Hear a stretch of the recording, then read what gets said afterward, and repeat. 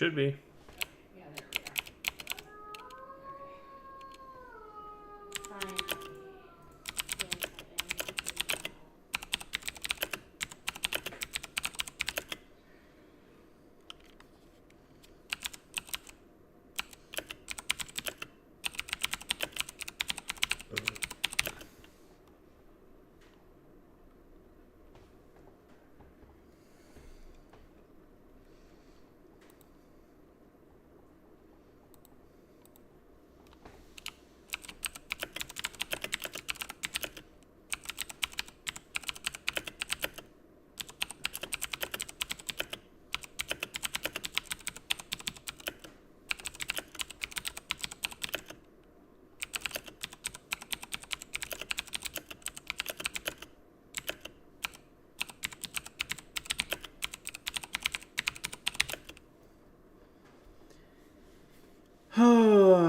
What if I don't want to be on webcam tonight, man? What if I just want to have my screen up there and not be on webcam and secretly be giving you the finger because, yeah. What's up, guys? How's it going tonight? Sorry we're so damn late. It's me and the wife's anniversary. So, you know, we were doing anniversary things.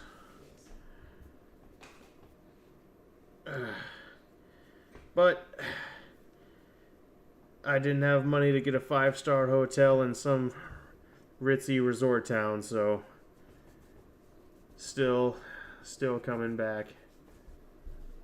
Yeah, that's what I figured. I figured he was just being an asshole. Thank you, Maru, for confirming. Yeah.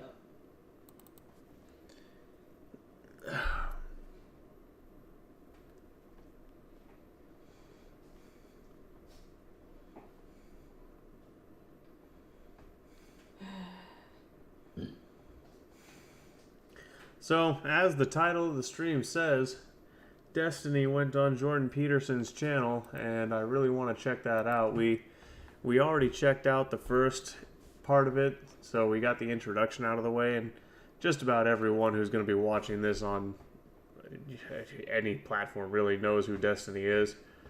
Not all of Jordan's people would know, but yeah, definitely. Definitely the case that he finally started bulking.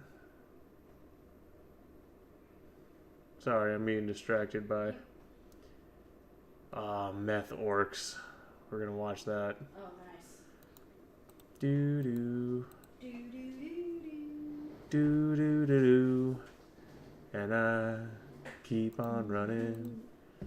Do, do, do, do, do, do. You can't fix her. Are you sure? I've fixed some fucked up shit before. Granted, none of it was a female, but you know. Oh yes. And of course the new wizards with guns. Yep, it's loaded. All right, guys. Sorry, we're getting there. 3 more hours, and I'm gonna hop on the train and head home. Sleepy.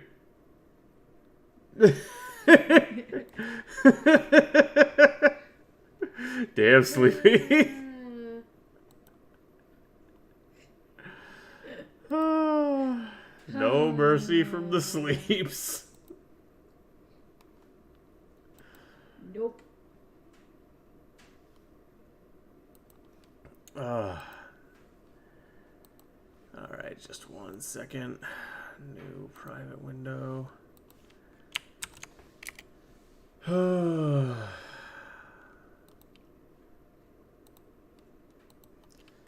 don't know why they gotta connect Both of them? Can you get my phone, please? Yes. Zach, I just witnessed cannibalism on X. Like, actually, like a literal video of cannibalism. By the way, Sleepy, I don't know if I don't know if I already said it, but thank you for the sub. You know your support means the world to us.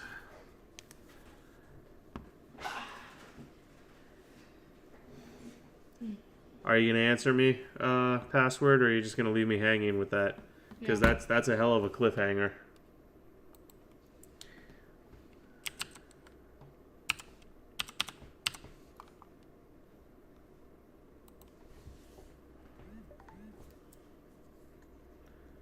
Yes, a Latino man ate a train victim's leg. Ate a train victim's leg? What is a train victim? Like someone got hit by a train or fell over on the tracks and got their leg amputated by a train, and a Latino dude just ran up and started eating it.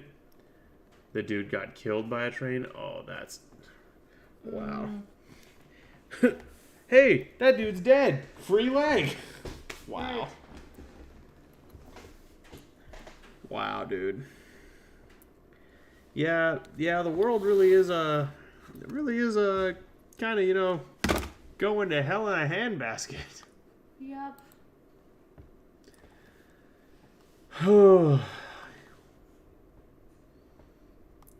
I won't believe what these graphs reveal about women. Are you sure? Are you sure? Are you sure?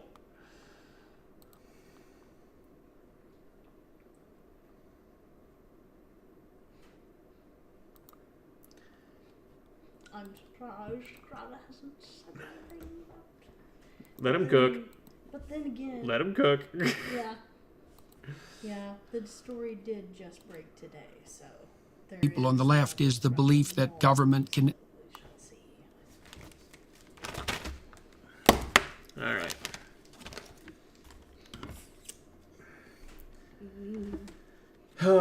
No, I do not want to watch a dude eat someone's leg. I will, Pass. I'll pass on that. Not particularly enticed by the thought of, you know, witnessing cannibalism. I have not watched that, Maru. I have not. I was thinking a completely different type of train. Oh my god. Oh no. We don't do that here. Live. And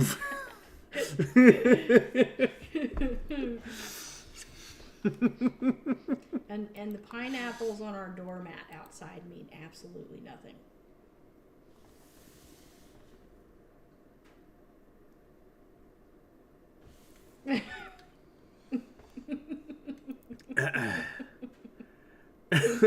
Hey, Hoser, good to see you, man. Welcome in. It's posted by Andy. No, yeah, he be finding some grisly shit. Before I start this, are you willing to go fill my water up? I find myself in need of hydration. In need of hydration, to no small extent. Yes. Plus, that gives some other people, some of the other spooked crying adventurers to get themselves in here. Yeah. Hey, Subsy. Old friend group apparently doesn't want to. An old friend group apparently doesn't want to protect kids. By that, I take it you mean that they are okay with the medical industry butchering kids in the name of the we all know what.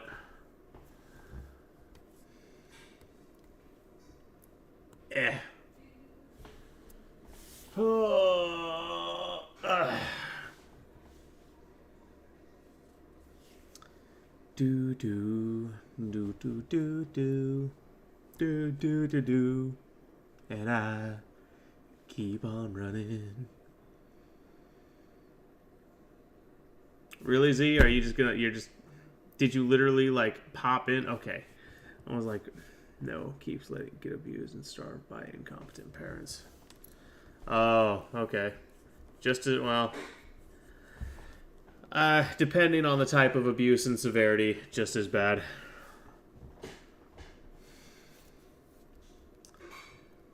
I would report that to CPS if I was you.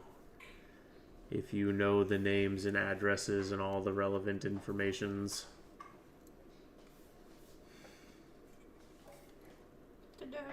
Ta-da! Agua!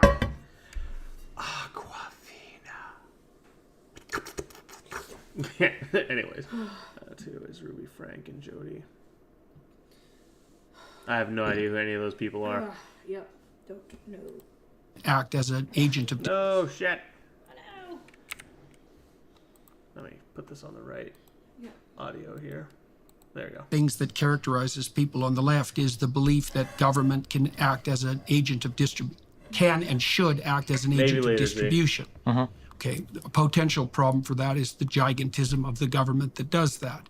Now, the conservatives are skeptical of that gigantism. And likewise, the liberals, the progressives in particular, we'll call them progressives, are skeptical of the reach of gigantic corporations. And I've always seen a commonality in those two in that both of them are skeptical of gigantism. And so one of the things that I'm concerned about, generally speaking, with regard to the potential for the rise of tyranny is the emergence of giants. And one potential problem with the view that the government... It's like, that was our language before you guys started using it. You say it right. Can and should act as an agent of redistribution is that there is an incentive put in place, two kinds of incentives. Number one, a major league incentive towards gigantism and tyranny. And number two, an incentive for psychopaths who use compassion to justify their grip on power, to take money and to claim that they're doing good. And I see that happening everywhere now in the name of, particularly in the name of compassion. And it's one of the things that's made me very skeptical.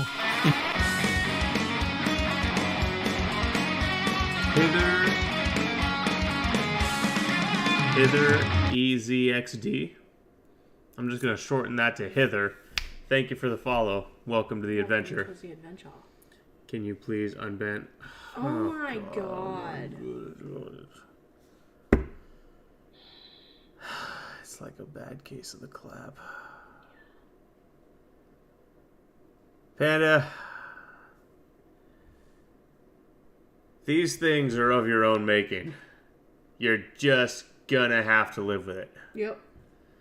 Like, it's not my fault that you have a million band alts, bro. It is, however, kind of hilarious. Can we have an intervention for Jordan Peterson? Dude needs to calm down on the wild suits, too. He's dressing like B-rate Batman villains. No, I honestly think it's part of the appeal.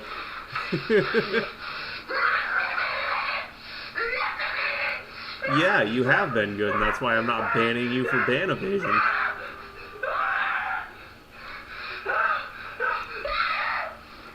Well, Panda, you can't promise you won't make more, because you never know when some lefty is going to report you for saying the truth, and you're going to be banned, and that account's going to be banned, bro.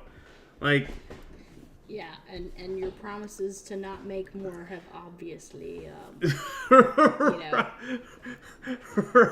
It's like, oh yeah, where have I heard that one before? Oh, excuse me. In particular about the left, and at least about the progressive edge of the left. Panda, I already told you my answer. Stop begging. You're here watching the stream. Just be here watching the stream. I don't know why you need a specific account unbanned. Like, just chill. Just watch the damn stream. So I'm curious about what you think about those two. First of all, it's a paradox to me that the conservatives and the leftists face off each other with regard to their concern about different forms of gigantism and don't seem to notice that the thing that unites them is some antipathy. This is especially true for the libertarians. Some antipathy towards gigantic structures per se. And so then I would say, with regards to your antithesis between liberalism and conservatives. The conservatives are pointing to the fact that there are intermediary forms of distribution that can be utilized to solve the social problems that you're describing that don't bring with them the associated problem of gigantism. And like it's been shocking to me to watch the left, especially in the last 6 years, ally itself, for example, with pharmaceutical companies, which was something I'd never thought I would see in my lifetime. I mean, for decades, the only gigantic corporations the left was more skeptical of than the fossil fuel companies were the pharmaceutical companies. And that all seemed to vanish overnight around the COVID time. So I know the story. That's a lot of things to throw at you, but it sort of outlines the territory that we could probably investigate productively. Yeah, so a couple things. I would say that the current political landscape we have, I think, is less. I understand the concept of conservatives supporting corporations and liberals supporting like large government. I think today the divide we're starting to see more and more is more of like a populist, anti-populist rise, or even like an institutional or anti-institutional rise. So, for instance, I think conservatives today in the United States are largely characterized with, I would say, with populism, and issues with people who sound like they breathe mouth dominant when they talk. Okay, Caitlin, we're criticizing his ideas, not the fact that he's a mouth breather. Okay, first of all, Mr. Destiny. Right now, populism, anti-establishmentism, and conservatism are all basically synonymous. I mean, there are almost no populists on the left anymore. The left is composed entirely of people who are towing the party line. They do not care about what most people want. They are just pushing the party line. The most extreme version of it, by the way. I just finished watching this. Well, yeah, I mean, come watch it again. Discuss it with us. Destiny needs the extra breath. Dude talks 200 words. Well, it's funny you say that, Sleepy, because you actually get more oxygen breathing through your nose. Your nose is designed to intake air, whereas your mouth is not, and so your body is better able to absorb oxygen when you breathe through your nose. What's this?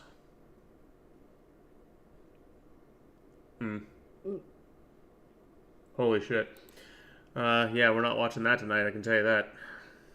It is very long. that they're supporting like certain figures, namely right now Donald Trump, who they think alone can kind of like lead them against the corrupt institutions, be them corporate. Are you gonna keep this up? Panda, don't make me time you out all night. Like, you... Because Yeah, we're not... This isn't the Panda stream. No. Or government. I feel like most conservatives today are not as trustful of big corporations as they were back in like the Bush era, where we would, conservatives would champion, big corporations. Yeah, I think that's right. Yeah. That's a strange thing because it makes the modern conservatives a lot more like the 60s leftists. Potentially, yeah. I mean, that brings us into the issue, too, of whether the left-right divide is actually a reasonable way of construing the current political landscape at all. And I'm not sure it is, but... Right now it kind of is, but only because so many conservatives are following Trump. So like your populist, anti-populist thing kind of maps on kind of cleanly to the left and right. It doesn't work with progressives, though, or the far left, because they're also anti-large everything. So in a surprising way, on very, very far left... Me and you only...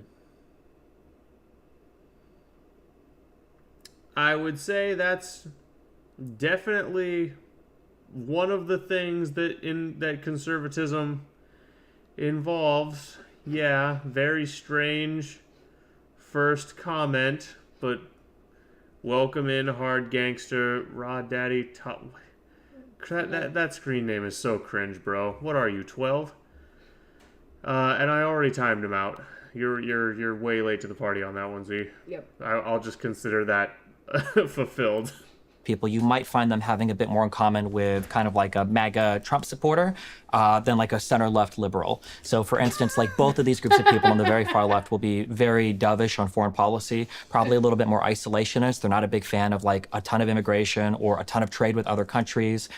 They might think that there's a lot of institutional capture of both government and corporations. So both all of the MAGA supporters and the far, far left might think that corporations don't have our best interest at heart. Read the chat rules, sir. and the government is corrupt and captured by lobbyists. Yeah, you'll see a lot of overlap there. Right. I think that sometimes there's a couple things. One, this is something I feel like I've discovered. People have no principles. I think that people are largely guided by whatever is kind of satisfying them or making them feel good at the time. I think that's a really important thing to understand because people's beliefs will seem to change at random. If you're trying to imagine that a belief is coming from some underlying principle or is governed by some internal, like moral or reasonable code or whatever. I think generally there are large social groups and people kind of follow them along from thing to thing, which is why you end up in strange worlds sometimes where, like the position on vaccines and being an anti-vaxxer might have been seen as something, 10 years ago as kind of like a hippie leftist. And now maybe it's more like a conservative or it's associated more with like MAGA Trump supporters or whatever. I think as a result of how the social groups move around. That is such a rabid leftist analysis of why viewpoints and positions shift. It has nothing to do with social groups moving. It has to do with the facts and the evidence. Yeah, that's what happened. A bunch of people who used to be on the left and anti-vax suddenly became conservative and flipped the entire political spectrum's alignment on that key issue. It had nothing to do with the fact that the government rushed out a hasty gene therapy, called it a vaccine, and basically forced it down our throats. Nothing to do with that. Nothing to do with the fact that government coercion is antithetical to conservative principles, and therefore conservatives became highly skeptical of the drug in question. Nothing to do with that. My God, it's like, dude, are you serious? That's your analysis, Destiny? That's the conclusion. The social groups moved. That has about as much brain power behind it as the parties flipped. Yeah. God, the shit these people come up with. Well, it's literally the same thought process. Cuck thought process, chasing their feelings. Hey, what's up, Eon Jen? Or however the hell you say that. Welcome in. When it comes to you mentioned this like gigantism thing. Well, I'm sorry, Sleepy. Terrible, terrible thought process. That's another thing where I'm not sure if people actually care about gigantism or if they're using it as a proxy for other things that they don't like. Like, I could totally imagine Well, I care about it. Sure, yeah, you might. Yeah, sorry. It just meant in general. That's yeah. okay. Because, like, I could imagine somebody saying that, like, they don't trust, like, a large government, they think there's too much, prone to tyranny or something like that, but also be supportive of an institution like the Catholic Church, which is literally, one guy who has a direct line to God. Right, but they can't tax. Well, I mean, there's... And they don't have a military. They can't conscript you. True, right? Yeah. And they can't throw you in jail. That is true, yeah. I mean... Right, well, those are... That is true, yeah. It's like, those are all, like, really important factors if you want to go calling the Catholic Church a tyranny. God, they just say shit that has absolutely no logical backing to it. I just love how calm Jordan was about that. And he was like, what about this?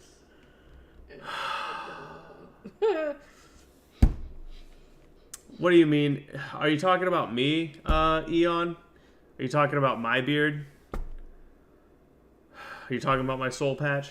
No? Okay. Press play, look at Destiny. Major. Okay. Those are major and significant. I mean, I get the overlap. Don't get me wrong. Sure. But I'm saying, like... Oh, this empty patch right here? Yeah, that's kind of... Wow, yeah, if I had an empty patch like that, I would not keep my beard grown out like that. That is weird. What the fuck is this? Our religious people. Oh, yeah, we can maybe check that out after if we probably won't have time, but we can maybe check it out tomorrow. Even if you had a local government, like if you had a state government or a tribe, usually they've got some form of enacting punishment. It'll be sometimes more brutal, but they can throw you in jail. Conscription hasn't existed in the U.S. since the Vietnam War. Yet. I mean, yeah, true. Yeah. Yeah, true. So yeah, I think that I guess when I look at so this is so let's go back. Well, let's go back to sure. the redistribution issue. I mean, Oh, that sucks. we pay 65% of our income at, say, up. Password, it's me. You know I stay steady with all the tabs. Like, this is the adventurous stream. Upper middle class to upper middle class level in Canada. It isn't obvious to me at all that that money is well used. In fact, quite the contrary. In my country now, our citizens make 60% they produce 60% of what you produce in the U.S. That's plummeted over the last 20 years as state intervention has increased. Mods, feel free to time him out as you will. Just, yeah. I think it's time for another game of Kick the Panda. Yeah, I think so. Because he doesn't seem to be taking the hint. I'm not convinced that the claim that the interests of people who lack opportunity are best served by state intervention. And there's a couple of reasons for that. I mean, first of all, I'm aware of the relationship between inequality and social problem.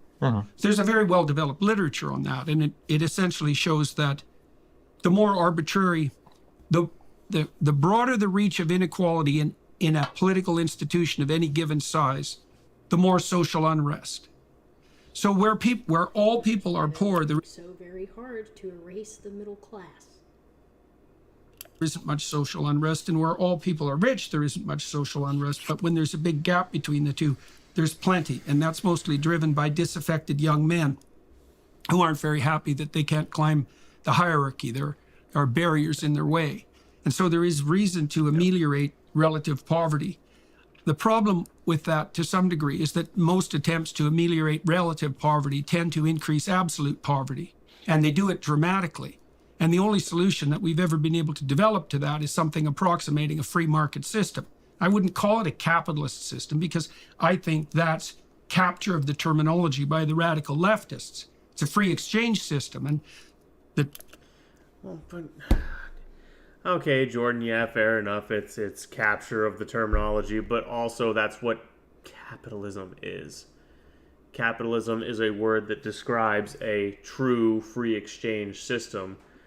And I mean, while there have been some systems in previous countries throughout history that have had some level of free exchange, the level of free exchange we have in this country with our current economic system, or at least with the economic system we had for part of this country's history, I'm not so sure about anymore, because cronyism and corporatism has become such a overwhelmingly serious problem. But I mean, sometimes, Jordan, it's important to take terms back from the enemy, and I'm not willing to give up capitalism. They can't have it.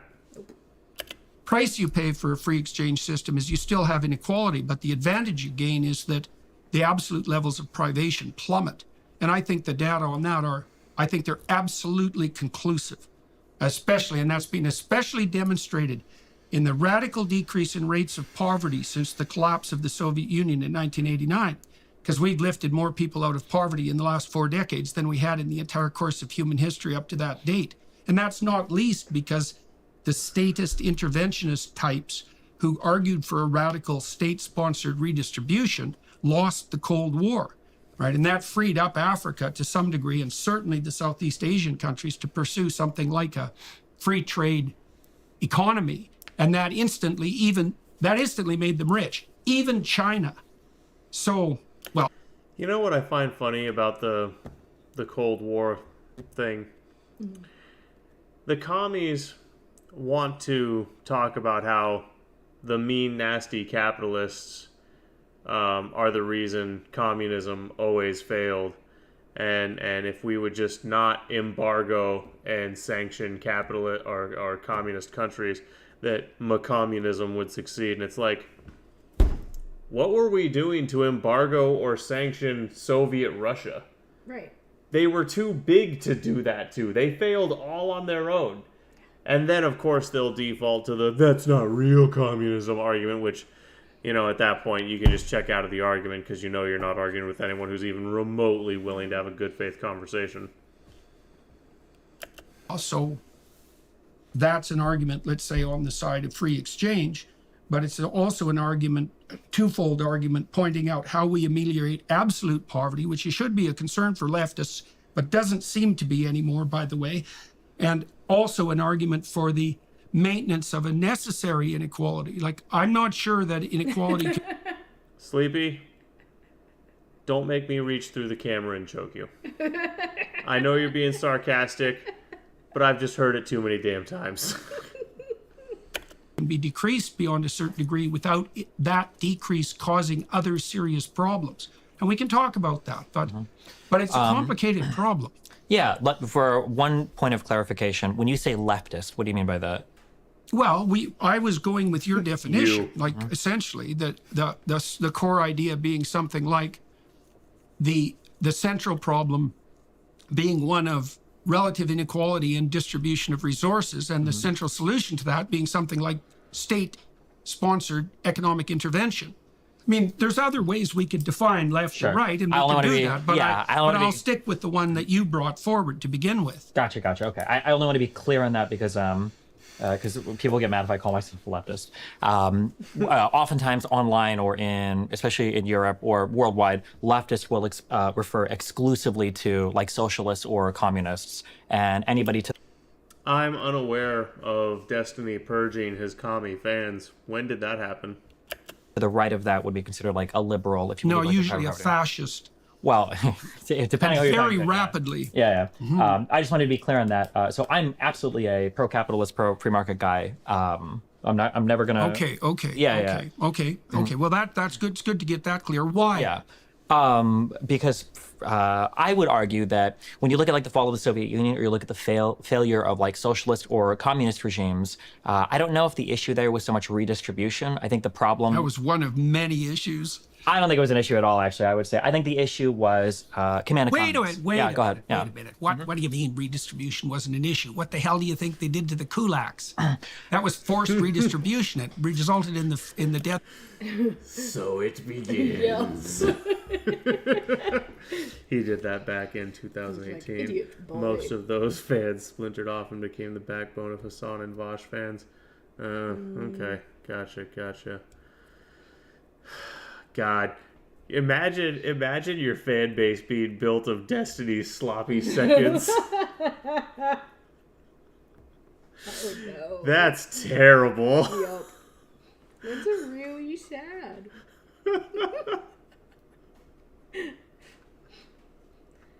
Oh, gosh. Excuse me.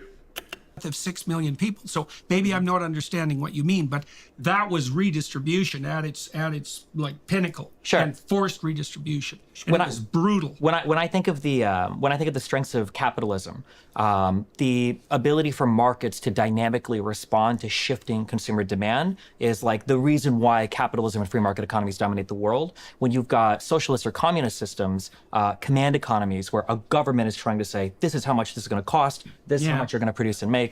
This is a failed way of managing a state economy. Even in places where they still do it, there are always shadow economies and stuff. There were in the Soviet Union that prop up where people try to basically...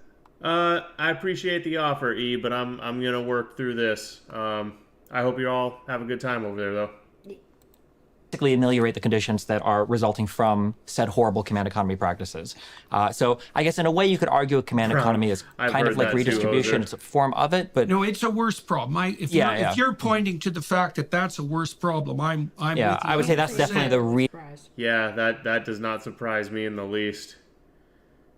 Yeah, Vosh is nothing short of a deranged degenerate. Ugh, man, that was hard to get out. Yeah. No, we're finishing this first. Reason why these places failed, because they just weren't able to respond to changing conditions. Okay, so what's the difference between Going online without ExpressVPN is like... I do like ExpressVPN. They are a great VPN because their entire thing is done on RAM. which makes them the best VPN you can have. But no ad. VPN.com/Jordan. That's who I use, by the way. Okay, so what's the difference between a state that attempts to redistribute to foster equality of opportunity and a command economy? Is it a difference of degree? Like, are you looking at models, let's say, like the Scandinavian countries? Or I wouldn't use Canada, by the way, because Canada is now, what would you call, predicted by economic analysts to have the worst performing economy for the next 4 decades of all the developed world. So maybe we'll just leave the example of Canada off the table. Sure. Scandinavian countries are often the polities that are pointed to by, I would say, by people who, at least in part, are putting forward a view. South Korea is looking at a 96% extinction rate. Yeah, I'm wondering about that. I really am wondering about South Korea's continued existence. I kind of think that when their population hits a certain point, there's probably going to be some kind of mass social unrest, which will cause a cultural revolution in that country, and they'll probably rebound because populations have a tendency to do that. Or the country will collapse, and God knows what happens then. Yeah. Look, they need to be taking incentives from their bosses that are saying, hey, if you go on lunch break and go home and fuck your wife, we will give you a bonus. They're literally doing that right now. Don't have a wife? Find one. come to the office Christmas party. We're Korean and we don't celebrate Christmas, but we need an excuse to get everyone drunk and mingling. Do companies like hire men and women in I don't know the culture there at all. Yeah, they do. Okay. Yeah. I didn't know if their workplaces were still sex segregated or not. Nope. Of redistribution for purposes of equality of opportunity like you are, but they're a strange analogy because they're very small countries, and up till now they were very ethnically homogenous. Exactly, and that makes a big difference when you're trying to Your face is sick. You beat me to it. I was swallowing my water. If only Grumple was here. Right. Well, if Grumple were here, he'd be like, your mom's sick. No, he would say your face is segregated. He doesn't do the your mom thing. Not nearly as much as I do. Well, he doesn't do the your mom thing unless someone does the your face thing first, because whoever gets to your mom first wins, according to him. So... Pussy Willow, I have a stick. flatten out the redistribution. Plus, they're also incredibly wealthy, which makes, redistribution, let's say, a lot easier. So what's why doesn't a government that's bent on redistribution fall prey to the pitfalls of command economy and forced redistribution, for that matter? How do you protect against that? I think what you have to do is very, very, very difficult. Is people get very ideologically captured by both ends, and they feel very, committed, or they feel very allegiant to pushing certain forms of economic organization. And I think sometimes it blinds them to some of the benefits of what exists when you incorporate kind of multiple models, or you'd call them mixed economies, which is really what every capitalist economy today is. It's some form of free market capitalism combined with some form of government intervention to control for negative externalities. These are the ways that all economies, even in Scandinavia and the world, work. And I think that recognize. Did you get to the part Destiny didn't say how many pores to die to stabilize the climate? Oh, no. Wow. I have not gotten there. Yeah, we're only half an hour into a 2-hour thing, so wow, that's crazy. Yep. And the benefits of both systems are the best way to make things work. Yeah. Fair enough. And the Scandinavian countries seem to have done a pretty good job of that. But to be fair, he also skated right by Jordan, pressing him on the kulaks and the redistribution being a disaster thing. Destiny just sort of said, all right, well, I'm not going to answer that because you have me dead to rights, and I really don't have an answer to it because my entire ideology is a house of cards. Like I said, they have a simpler problem to solve, let's say, than the Americans have. Negative externalities. That's You know, that's an interesting rabbit hole to wander down, because the problem I have with negative externalities, you made a case already that, and again, correct me if I've got this wrong, but I think that I understood what you said. Welcome in, by the way, Roland. A free market, free exchange economy is a gigantic distributed computational device. Basically, yeah. Right, exactly. And Which, funnily enough, one of the big problems for command economies is called the computation problem, because no central body can actually compute, yes, the ins and outs of. Right, exactly. Right, that's not, that's a fatal problem, right? Because it doesn't have the computational power. It certainly doesn't have the speed of data recognition. It doesn't have... So I think it goes beyond a lack of computational power or a matter of data recognition. It's without having literally everything digitized and hooked to a central database, it is impossible for a central authority to manage an economy at scale, like a first world country has. An AI with quantum computing on a server bank that was the size of a city block could not do it unless it had real-time data from literally every business in the country, or damn near every business. And obviously that's so far beyond Minority Report levels of dystopia I don't even want to imagine. So unless we get to the point someday where literally every business is jacked into a central database as a matter of mandatory regulation, a centralized economy will never work. Have on-the-ground agents if all of the perception and decision-making is centralized, right? It's way too low resolution. It's going to crash. Okay, so, and I think that's comprehensible technically as well as ideologically. Don't jinx it. But having said that, with regards to externalities, all the externalities... I would beg to differ on that one, Wolf. They want it to, they being the globalist left, they want it to come. They're pushing it. I don't think it's going to happen. With Temple OS, and we'll get it right. That is Temple a Linux? It must be a Linux. Market economy can't compute are so complex that they can't be determined centrally by the same argument. And there are ways to account for them, though. Really? That work with... Tell me how. So, because I can't see that. Because I can't see how that they can be accounted for without the same computational problem immediately arising. Yeah, and I understand that. And I think that's a problem sometimes of people very far on the left when they want to deal with certain problems. I think that they want to bring like heavy-handed, like things like price controls in to say, well, we need less of this, so let's just make this cost this particular thing, which ironically enough introduces a whole other set of externalities that will happen when you get a lot of friction between where your price floor or ceiling is set compared to what a market was set at. But ideally, if you're a reasonable person and you view economies as mixed economies, what you try to do is you try to take these externalities, meaning things that aren't accounted for with your primary system. So in a capitalist system, an externality might be something that causes a negative effect, but it doesn't cost you any money. Pollution would be a good example of that. And rather than saying like, well, no company can pollute, it doesn't cost you your permission with a market with externalities that will want to bring like heavy-handed, like things like price controls in to say, well, we need less of this, so let's just make this cost this particular thing, which ironically enough introduces a whole other set of externalities that will happen when you get a lot of friction between where your price floor or ceiling is set compared to what a market was set at.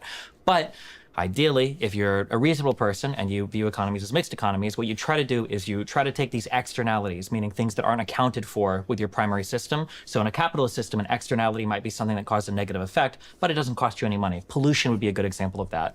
And rather than saying like, well, no company can pollute this much, or, if you're a company, you have to use these things because the other things are making too much pollution, all you do is you say, okay, well, if we've determined that, say, carbon is bad for the atmosphere, well, we're just going to attach a little price to that. Okay, government is going to say that, yeah, if you pollute this much, here's the price, and then if you want to pay for it, you can. But that type of intervention in the economy basically allows the free market to hopefully do its job because the government has tacked on a little bit of a price something that tries to account for the cost of that externality. Yeah. Great. That's a great example. We can go right down that rabbit hole. Carbon.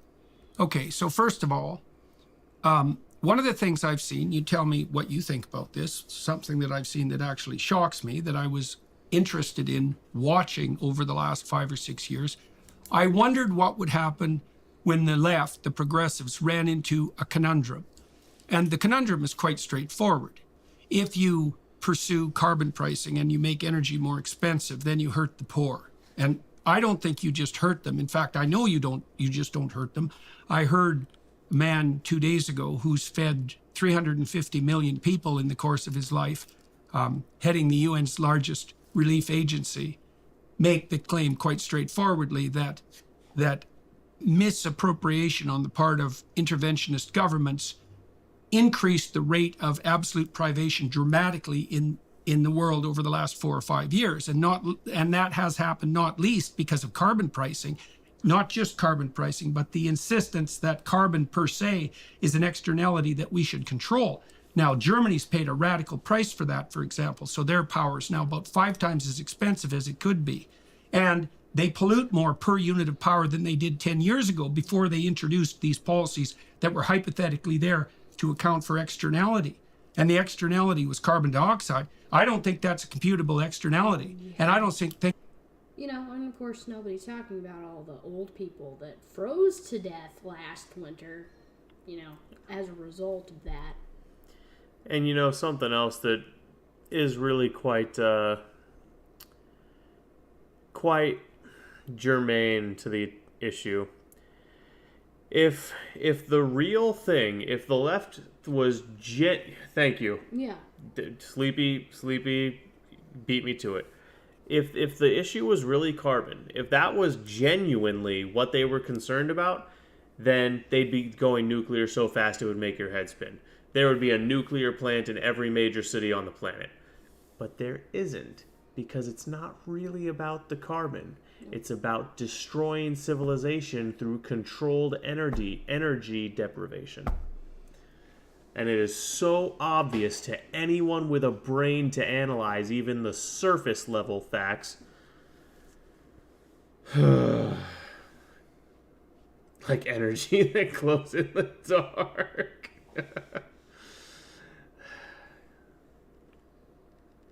Oh, Destiny plays apologetics for the nuclear panic, huh? That ought to be good. Let's get to that. There's any evidence whatsoever that it's actually an externality that we should be warping the economic system to ameliorate if the cost of that, and it will be an increase in absolute privation among the world's poor. So, and here's an additional argument on that front with regards to externalities. You get that wrong, and here's something you could get right instead. If you ameliorate absolute poverty among the world's 1 billion poorest, they take a longer view of the future. And that means they become environmentally aware.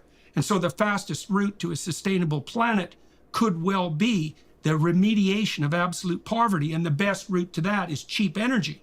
And we're interfering with the development of cheap energy by meddling with the hypothetically detrimental externality of carbon dioxide. And so... I think this is a complete bloody travesty, by the way. We are putting the lives of hundreds of millions of people directly at risk right now to hypothetically save people in the future, depending on the accuracy of our projections 100 years out. The accuracy of projections that have not been right once in my lifetime at least, using science that's questionable at best, outright laughable, according to some experts who haven't been bought and paid for.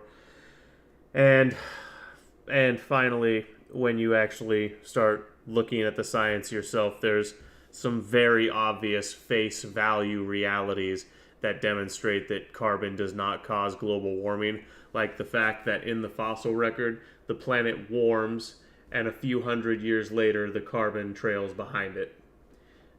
Temperature goes up first. Carbon dioxide rises afterwards. Not the other way around. And the fossil record clearly reflects that. But the leftists like to tamp that down because, you know, kind of absolutely neuters their narrative. These interventionists, these people who are remediating externalities, they actually believe that they can calculate an economic projection 1 century out. That's utterly delusional. So, okay, so just as to be clear, the first thing, I was just giving an example of how you can use like a government intervention to make a free market track something, which is what cap and trade or like carbon taxes would do. I wasn't necessarily speaking to the strength of that individual thing, but yeah, but that's a good thing to focus on. Yeah, we can focus on that as well. Externality. Yeah, we can focus on that as well. So, the first thing, this is going to sound mean, but I'm very realistic. There needs to be a better argument than just it disproportionately impacts the poor. That's not always a classic leftist argument. Sure, it might be, but it's the same argument you made to justify your swing to the left. Really showing his true colors there. There needs to be a better argument that it destroys the poor people. Wow, tell me you don't care about the poor people. Wow. It's like, but I thought y'all were supposed to be the party of, human rights and all that stuff. Wow. Talk about saying fuck the poors without saying fuck the poors, dude. Yep. Yeah. That is the holy if they die. Shit. Exactly. That is literally let them eat cake energy. Yeah. That is literally let them eat cake. Yep. Yeah, that's very Ebenezer Scrooge of him. If they're going to die, they'd better do it and decrease the surplus population. Wow. There needs to be a better argument than it disproportionately affects poor people. That's to me that's amazing, folks. That is an amazing admission of, hey, I'm a huge piece of shit, and people that think like me are also huge pieces of shit, and we're upfront about it. Respect us. Like, that's the energy I'm getting right now. Calls this out as you said. That's why you turned to the left, and now you're turning on it. Okay, good. Let me tell you, this Destiny guy, dumb as a box of rocks. At the beginning of our discussion, you said that you were looking at economic inequalities that disproportionately affected the poor. So I can't see why, and I'm not trying to be mean about this either. I can't see why you could base your argument that it was morally appropriate for you to swing to the left from your previous position because you saw disproportionate effects on the poor, and I can't use that argument in the situation that I'm presenting it right now. Well, because it depends on if we think it's a condition that ought to be remedied or not. For instance, if I walk, around and I see homeless people and I'm like, man, this is really sad. We ought to spend more money on homeless people because it seems like they're disproportionately affected by their living conditions. And then somebody says, oh, well, do you think we should still lock up, rapists and murderers? Aren't they disproportionately poor? I'd probably say, well, yeah, we probably should. And I go, well, isn't that hypocritical? Well, no, I think that rapists and murderers should probably be in jail, but we can also help the homeless at the same time. I think that just helping the poor isn't an argument like a blank check to do every possible thing to satisfy poorer people. Right, it's going to depend on from issue to issue. That's fine. So, like, for instance, I think because the poor, everyone who's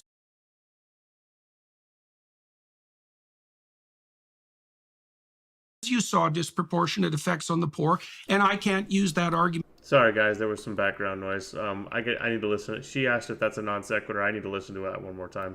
In the situation that I'm presenting it right now. Well, because it depends on if we think it's a condition that ought to be remedied or not. For instance, if I walk, around and I see homeless people and I'm like, man, this is really sad. We ought to spend more money on homeless people because it seems like they're disproportionately affected by their living conditions. And then somebody says, oh, well, do you think we should still lock up, rapists and murderers? Aren't they disproportionately poor? I'd probably say, well, yeah, we probably should. And I go, well, isn't that hypocritical? Well, no, I think that rapists and murderers should probably be in jail, but we can also help the homeless at the same time. I think that just helping the poor isn't an argument like a blank check to do every possible thing to satisfy poorer people. Right. Yeah, that's 100% a non sequitur. Yeah. It's non sequitur, and it's false equivocation, and there's a touch of straw man in there. Yeah. Because that's not the argument Jordan is making. It's just a non sequitur on its face. And he's knowingly falsely equivocating the argument that we should try to do something about remediating poverty with, well, yeah, but sometimes it's not always good to remediate poverty. That's not even what he's saying. He's saying sometimes we should still... because sometimes poor people do bad things, that means we shouldn't necessarily always focus on helping the poor. it's like, wow, that is... And going at it from a, well, you can't, Wow. you know, you can't save them all perspective has nothing to do with, if you implement a carbon tax that's going to disproportionately affect people who are poor, that is not the same as there being homeless people who need your help.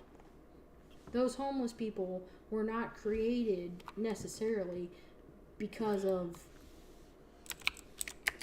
you know, conditions that you created necessarily. Right. You know, yeah, there's a big difference between these people are in this situation because of things that are not at all the fault of society, as is the case with a lot of homeless people. Right. And, hey, all the first world countries are getting together and making decisions that literally F third world countries up the A indefinitely. Yeah. There's just no comparison, dude. It's apples to cinder blocks.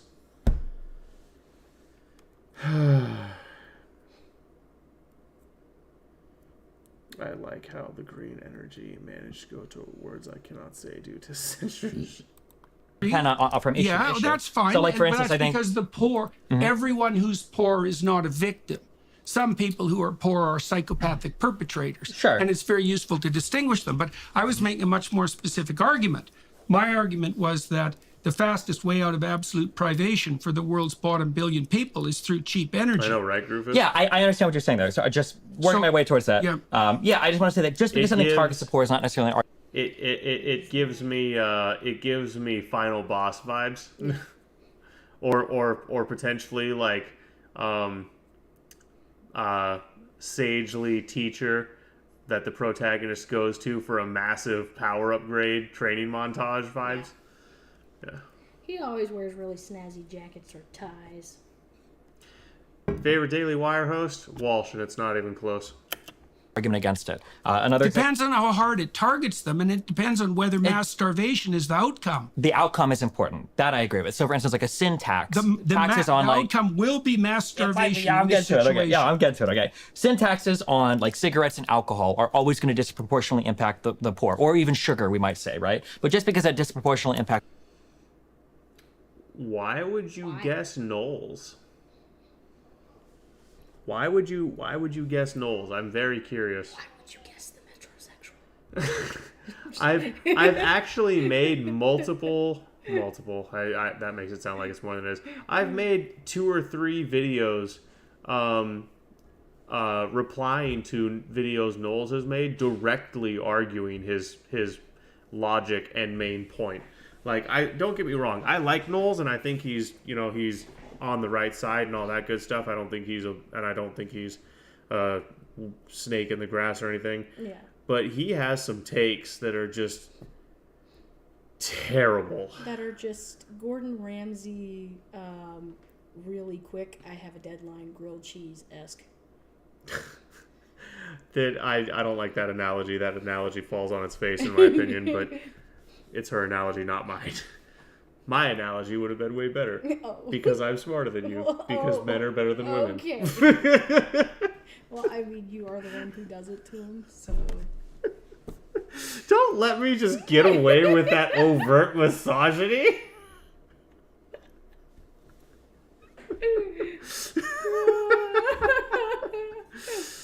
Oh my god. I like how the green energy managed to go to words.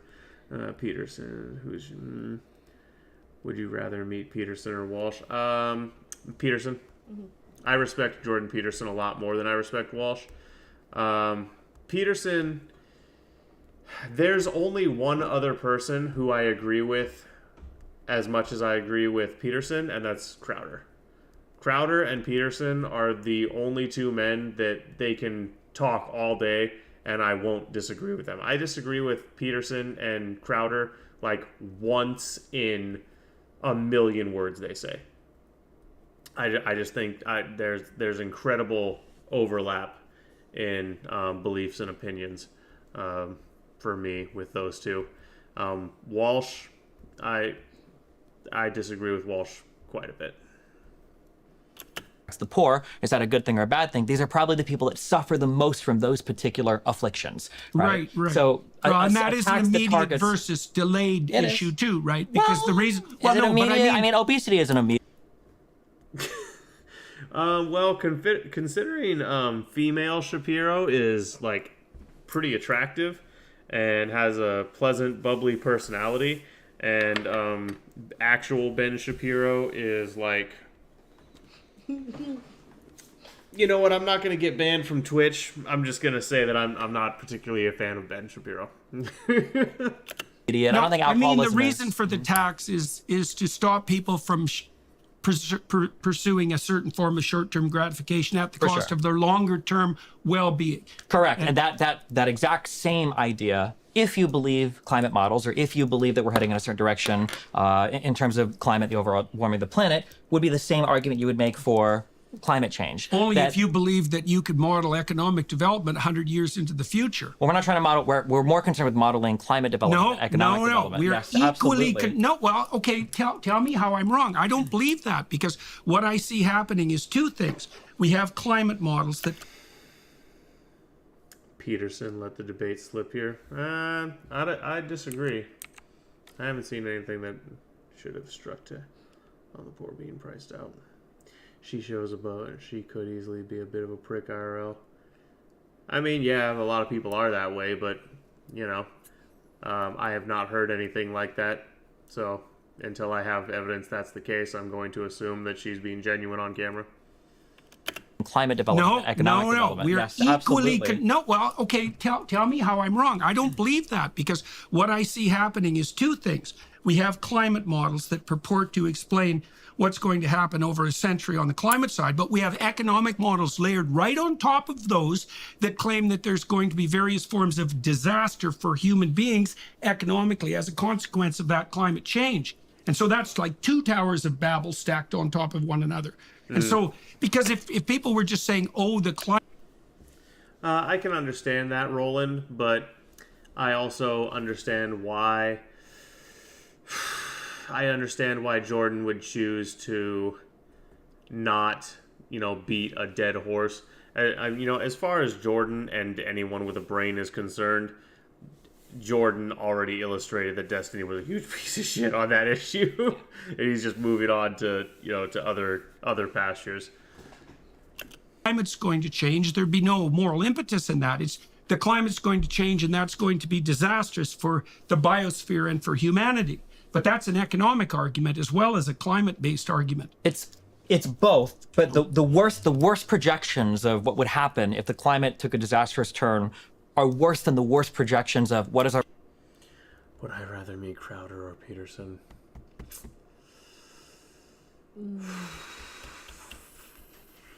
Peterson.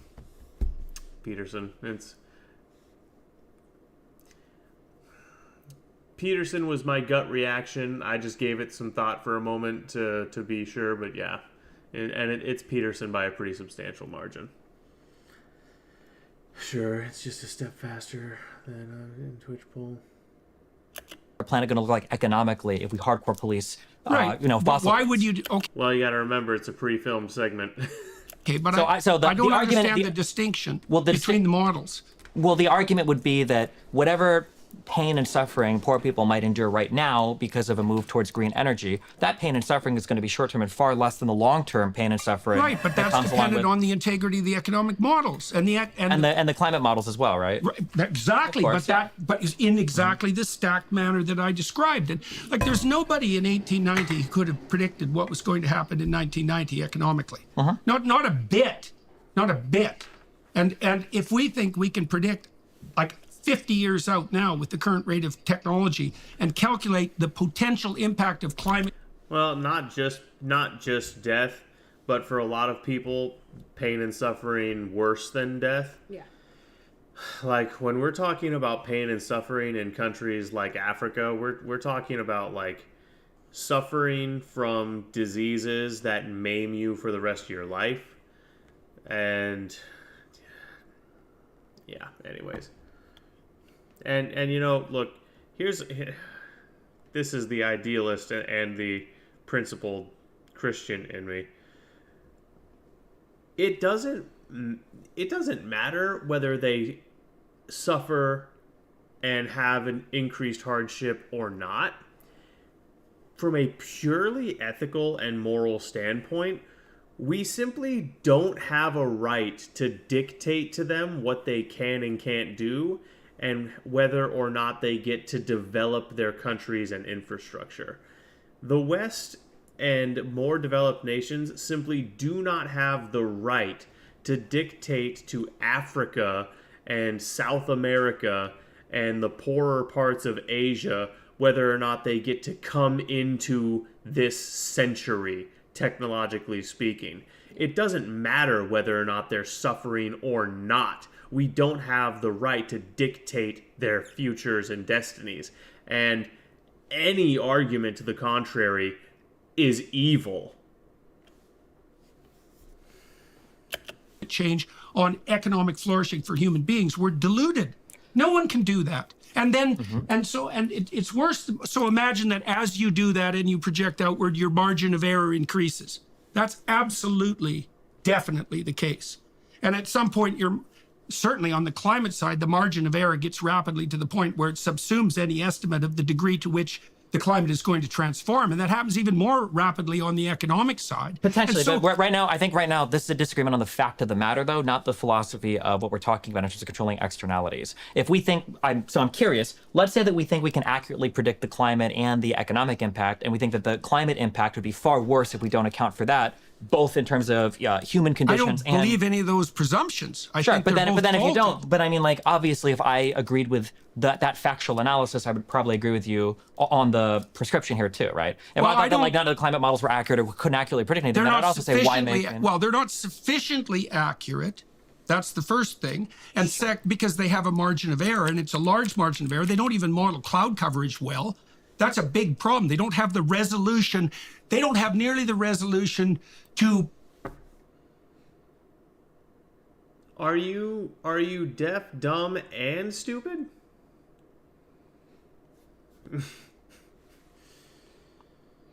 Destiny seems like a wolf in sheep's clothing. I don't know I don't think that's an accurate description. No. He's a sheep in sheep's clothing. Like, he's not at all, in no way, shape, or form is he a wolf or any other sort of predator, despite his self-characterization as being a type A personality, which I wholeheartedly disagree with. It's like, no, you have you have a what's the word I'm looking for here? You have bitchy feminist energy, Destiny. That's what you have.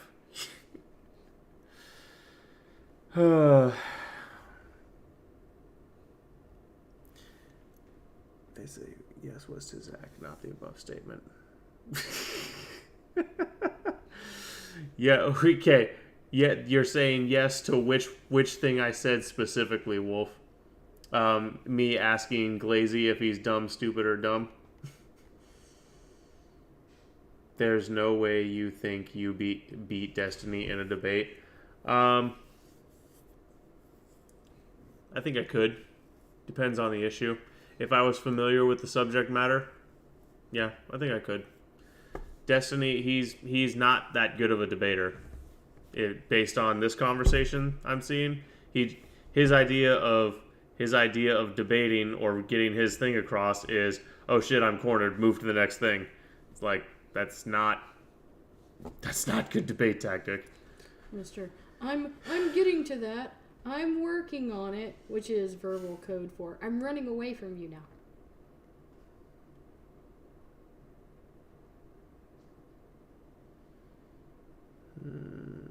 Not doing something costs infinite, so I can be as bad as I want to stop the problem. Yeah, that's actually a pretty interesting way of putting it, Roland, and I think I agree with you.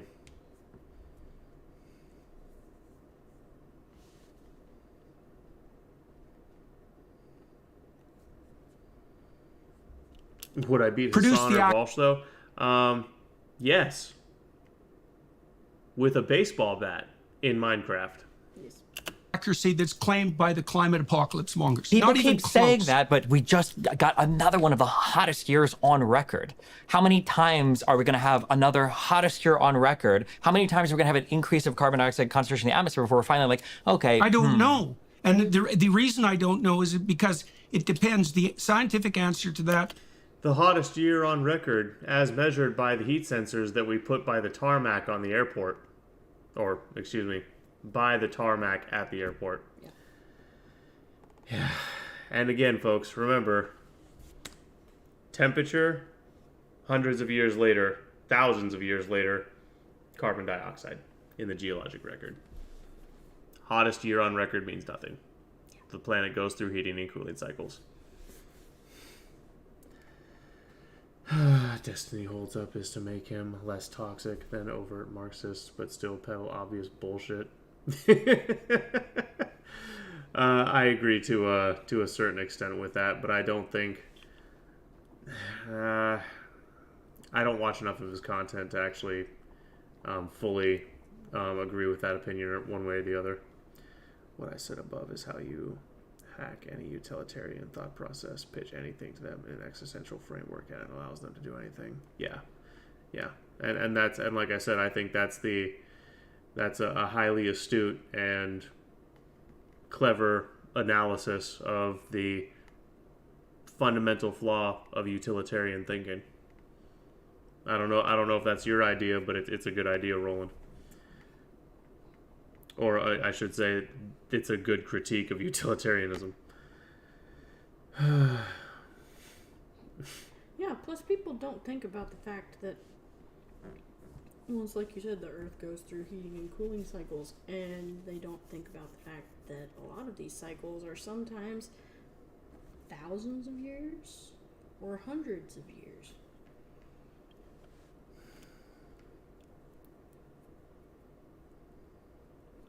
Just like you have certain types of migrations of types of insects or animals that happen every so many thousand years or every so many hundred years, and usually those track with the heating and cooling cycles also. Question depends precisely on the time frame over which you evaluate the climate fluctuation. And that's actually an intractable scientific problem. So you might say, well, if you take the last 100 years, this variation looks pretty dismal. And I'd say, well, what if you took the last 150,000 years? Or the last 10,000 or the last 10 million? You can't specify the damn time frame of analysis. The time frame is incredibly important. That would be like saying, look at your, let's say somebody developed cancer and they didn't realize it, and the person has lost, 40 or 50 pounds. This motherfucker just compared climate to cancer. Are you? This guy Yeah. Oh loves yeah. sushi on Yeah, second Glazy. I'm so scared of debating a dude who just relied on analogizing cancer to climate change to support his argument. I'm so scared of arguing against someone who's that inept at putting together a logical argument. Wow. Pounds in the past 6 months, and I'm just like, you look very sickly, and you're like, okay, well, look at my weight fluctuation over the past 10 years. You say, well, that doesn't really matter. What matters I'm is not the fact saying that the the past time 6 frame months, isn't important. Well, but I'm saying that it is important. Yeah, I'm but saying I don't know how to specify it. Well, you would probably specify it with the beginning of the industrial age, right? Why? Because that's when carbon dioxide, which is a gas that's seen as trapping more heat on the Why planet, is that begins relevant to the time over which you compute the variability? Because it seems like as fluctuation before that. Well, and again, this just demonstrates that Destiny is either poorly informed or ignores data that isn't conducive to his argument. Because rocks don't lie. Yeah. Rocks do not lie. The geologic record is very clear. Archaeology is not a perfect science, but it is a hard science. Temperature goes up. Couple hundred to a couple thousand years later, CO2 goes up. Yep. Ice cores, fossil record, yada, yada, yada, points towards that being the case. So which is it, Destiny? You're uninformed or you're ignoring information that goes against your narrative? You got to pick one. Are you malicious or are you stupid? Porque es dos. Carbon dioxide has increased in the atmosphere, the surface temperatures have risen at a rate that is a departure from what we'd expect over 150,000 year cycles of temperature variations on the planet. No, not with that time frame. That's Absolutely. just not the case. It's absolutely the case. No, what do you mean? You just flipped to 150,000 year time span. What I'm saying is that if we expect to see a temperature do this in a 150,000 year time span, in a 100 year time span, seeing it do this, that's very worrying. Now, You mean it could be like the Michael case. Mann's hockey stick, the one that's under attack right now in court by a major statistician who claimed that he falsified his data? I mean, that spike? I'm talking about the record temperatures Like that are declared, what? that have been declared for like the past 5 years, that have also increased with the concentration of parts per million of carbon dioxide in the atmosphere.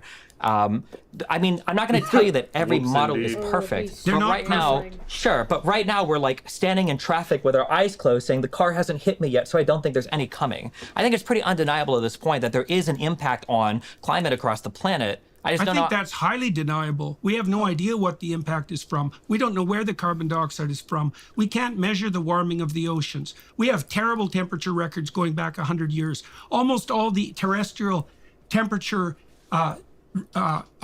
detection sites were first put outside urban areas, and then as And then you're cities, right, and then you then have to everyone. correct. Then you have to correct for the movement of the urban areas, and then you introduce an error parameter that's larger than the purported increase in temperature that you're planning to measure.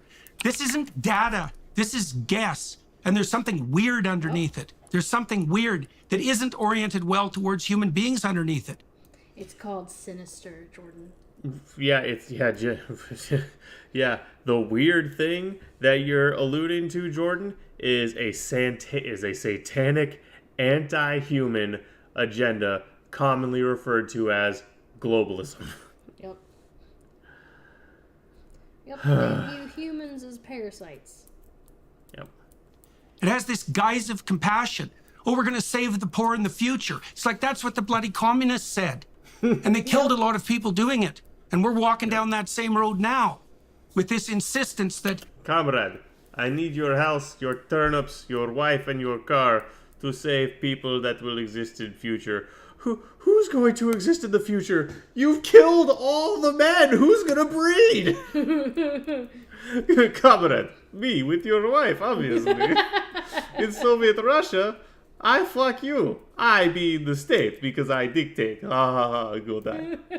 Put him in the ground with the Russian turnips. Oh my god.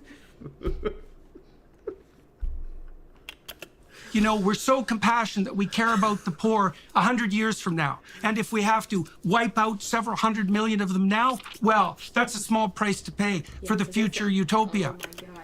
That is that stupid moral relativist argument of, well, if you knew that killing this one person would save millions of people, would you do it? It's a version of the trolley problem, except excuse me. It's a version of the trolley problem, except Destiny is proposing that there's some undefinable, unprovable, infinite number of people on one track, and it's just a couple 100 million pores on the other track. Yeah. Oh, you're incredibly tenuous, bordering on obviously fallacious, hypothetical against hundreds of millions of people now. That's and you expect me to not see you as pure evil? Mm-hmm. Did somebody just get banned? Not here. What about all the people currently on the short list? I could see Christy Nome. I don't care about any of those other people. And we've heard that sort of thing before. And the alternative to that is to stop having global level elites plot out a utopian future or even an anti-dystopian future. And that's exactly what's happening now with organizations like the WEF. And if this wasn't immediately impacting the poor in a devastating manner, I wouldn't care about it that much, but it is. You know, I watched over the course of the last 5 years the estimates of the number of people who were in serious danger of food privation rise from about 100 million to about 350 million. That's a major price to pay for a little bit of, what would you say, for progress on the climate front that's so narrow it can't even be measured. I don't think the increase in hungry people on the planet is because of climate policies. Why not? Because I don't think that countries in Africa are being pushed away from fossil fuels. I mean, most developing Of course they are. nations, right? They can't even get loans from the World Bank to pursue fossil fuel development. And there's plenty of African leaders. Other way around, Panda. Jordan invites people who disagree with him to talk routinely, and he has Destiny on specifically so that he could have a conversation with someone who disagrees with him, because Jordan is actually willing to hear dissenting opinion and be challenged and, you know, do that whole thing, and that's very rare on the left. And to Destiny's credit, there's Destiny. I don't think he's a good person, and he doesn't have many good qualities. He's willing to talk to the other side, so credit where it's due. Who are screeching at the top of their lungs about that, because the elites in the West have decided that, well, it was okay for us to use fossil fuel so that we wouldn't have to starve to death and our children had some opportunities, but maybe the starving masses that are too large a load for the world anyways shouldn't have that opportunity. And that's direct policy. See, the thing is, though, if they let African countries develop, they run out of medical test subjects. Yeah, there's also that, and that's. I hope I hear Jordan get to that. It's like, you know, part of the reason. Well, you know, Gaddafi. Mm-hmm. Gaddafi, I certainly did not agree with him on much policy at all, but if you look at it objectively, the real reason they got rid of Gaddafi was because he was making Africa great. Like, he was uniting disparate African countries. He was putting together an African government coalition. He was going to help Africa pull itself out of the mud. And first world countries looked at that and said, shit, where are we going to kidnap all of our sex slaves from? Right. Where are we going to test our bioweapons? No, he's got to go. We have to be able to keep the stupid black people under our thumbs. CIA, get in there and kill that son of a bitch. That's literally what the First World did with Gaddafi.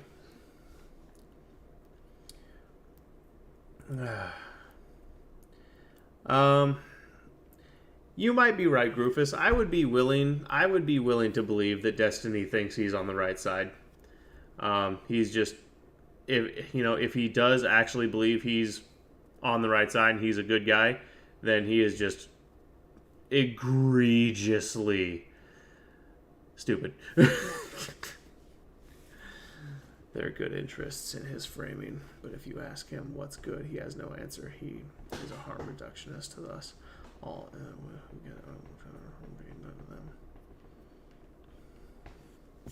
Policy from the UN, fostered by organizations like the WEF. They're going to have to turn to renewables.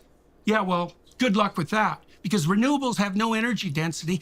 Besides that, they're not renewable and they're not environmentally friendly. And then one more thing. There's one more weird thing underneath all of this. Okay. Mm-hmm. Well, let's say if carbon dioxide was actually your bugbear and it was genuine.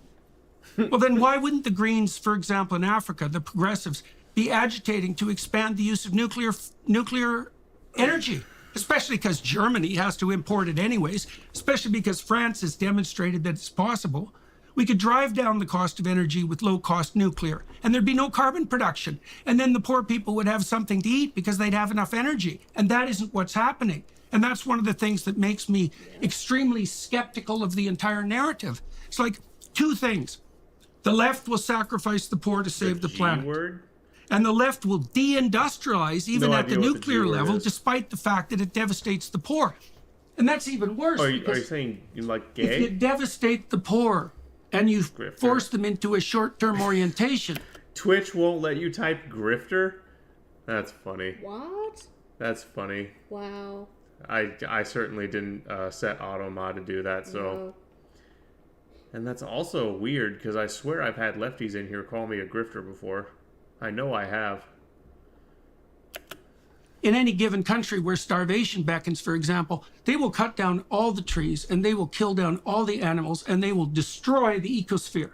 And so even by the standards of the people who are pushing the carbon dioxide externality control, all the consequences of that doctrine appear to me to be devastating even by...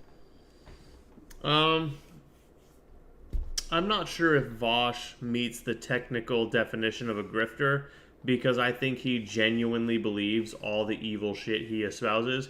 Vosh is just evil and a pedophile. And yeah. Yeah, the man literally has CP on his computer. Stupid, evil, disgusting. A bunch of other things I could say. By their own measurement principles. We're trying to fix the environment. Well, boys and girls, doesn't look like it's working. All you've managed to do is make energy 5 times as expensive and more polluting. You were wrong. That didn't work. And I can't understand. You can help me. That's why you're here today talking to me. I can't understand how the left can support this. Just one quick thing. Let's say that everything you've said is true. What do you think is the plan then? What is the goal? What is the drive? Like, why push obviously horrible ideas for the planet and the poor? I don't know. Not exactly the same. Yeah, exactly. That's what I was going to say. I don't have any evidence that Hassan's a pedo, but Hassan's absolutely, I would lump him into the evil tag. Absolutely. The way he cavalierly dismisses Islamic terrorism as long as it's against Jews in Israel, and the way that he dismisses lots of terrible things as long as it's aligning with the left-wing narrative. And for that matter, I think I actually would probably assign Hassan the grifter label, because Hassan, and actually, you know, from this angle, maybe Vosh too, because Vosh and Hassan both tout socialism while being shamelessly rich off streaming and online platform money. So from that perspective, they are both very intensely grifting. Yeah. And incredibly disingenuous. Yeah. Plus the fact that Hassan is a self-professed male feminist. So I hope that's sarcasm. I hope that's sarcasm, Lionel. Otherwise, I'm gonna have to choke you. Yep. Because That's a good question. That's a good question. Well, because you're positing it, right? So what do you think is the driver goal? Well, I listen to what people say. Here's the most terrible thing they said. There are too many people on the planet. No, can't say I have, Groofus. No, Hassan definitely makes a lot of money off his online presence. There's no doubt about it. He makes decent money streaming.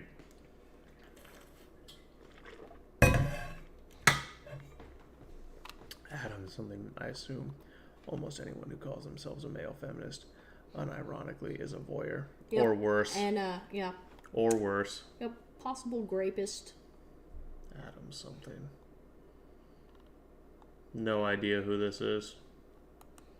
I will consider checking them out at some point. Okay, so who says that? I've heard people say that for 30 years. Perfectly ordinary, compassionate people. Well, there's too many people on the planet. And I think, well, for me, that's like hearing Satan himself take possession of their spine and move their mouth. It's like, okay, who are these excess people that you're so concerned about? And exactly who has to go, and when, and why, and how, and who's going to make that decision? And even if you're not consciously aiming at that, you are the one who uttered the words. You're the ones who muttered the phrase. What makes you think that the thing that possessed you to make you utter that words isn't aiming at exactly what you just declared? And so that's a terrible vision. But when you look at what happens in genocidal societies, and they emerge with fair regularity, and usually with a utopian vision at hand. The consequence is the mass destruction of millions of people. So Yeah, the death cult always says, for the greater good. Yeah. Step into the furnace for the greater good. Always. why should I assume that something horrible isn't lurking like that right now? Especially given that we have pushed a few 100 million people back into absolute poverty when we were doing a pretty damn good job of getting rid of that. And I just don't understand what's happening in Germany or in the UK. Like, it's insane.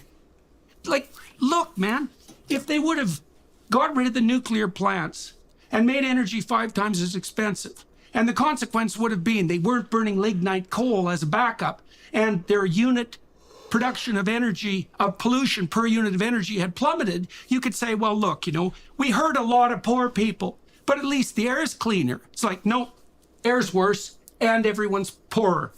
So, like, explain to me how the hell the left can be anti-nuclear. Okay. I don't understand it at all. Gotcha. All right. This is something that I brought up earlier that is concerning to me. I feel like when people get political beliefs, I feel like what happens is, what we think happens, what we'd hope happen is you have some moral or philosophical underpinning, and then from there, you combine this with some epistemic understanding of the world, and then you combine these two things, you engage in some form of analysis, and through your moral it'd be view, nice if that was true. Yeah, you start to apply like prescriptions. So maybe I'm religious, maybe I analyze society and I see that particular TV shows lead to premarital sex. So my societal prescription is we should ban these TV shows, right? Ideally, this is how you would imagine this process works. What I find happens, unfortunately, all too often is what people do is they join social groups. And then with those social groups, they inherit something that I call like a constellation of beliefs. And this constellation of beliefs, instead of rationally building on each of these, you basically get this like Jenga tower that is like floating. Stop running away from the question.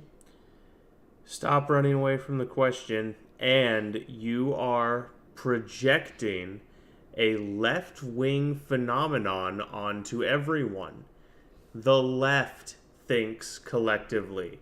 The left engages in collectivist thinking, and we have the data to support that statement. I'm not making that up. The right listens to dissenting opinion. The right reads and consumes news from the other side. The right is willing to engage with people they disagree with. Sociological data and studies have demonstrated this multiple times. The right does not engage in groupthink to nearly the same degree that the left does. Is there some level of that? Yeah, it's the human condition. You can't get away from it entirely. But if there's a baseline, and the baseline is the normal human level of groupthink, the right as a political sphere is here, like maybe a +1 modifier to groupthink, and the left is up here at like a +100. I mean, it is wildly uncomparable in terms of the magnitude of the difference and the disingenuous nature of trying to equivocate between the groupthink that happens on the right and the left that this SOB is pulling right now. It's like, dude, either you are being disingenuous on purpose to cover up a massive flaw in your argument and doing it very poorly because anyone with a brain knows what you're doing, or you really are so fucking stupid. And I want to be nice. I would like to be charitable and speak in polite terms here, but I just have to call it what it is. It is just a complete lack of any ability to critically analyze or look at things objectively. There is not an iota of critical analysis that goes into an opinion like social groupthink, social sphere influence is why the right advocates for nuclear power. It's mind-numbingly stupid. And yes, bro did just go from energy to philosophical thinking. Because when Jordan gets him on the ropes, this has been a thing throughout this entire discussion. Whenever he gets put on the ropes, he goes completely non sequitur. Do I have a source on hand for that? I believe you, but I'd like to have some empirical data on hand. Not off the top. Not the thing about conservatives and the people on the right. I assume that's what you're talking about, asking for a source. I don't have those sources. I know they exist. I've heard Steven talk about them. I've heard Walsh talk about them. I've heard Tim Pool talk about them. I've heard Jordan Peterson talk about them. I have heard multiple respected commentators talk about them and put them on screen when talking about them, so I know for a fact they exist. I just haven't pulled them into the Discord to have them at the hand ready yet. So I'm sorry, I don't have them to put in the chat. If you find them, please drop them in the chat so I can archive them in the Discord link section, in the Discord repository of sources.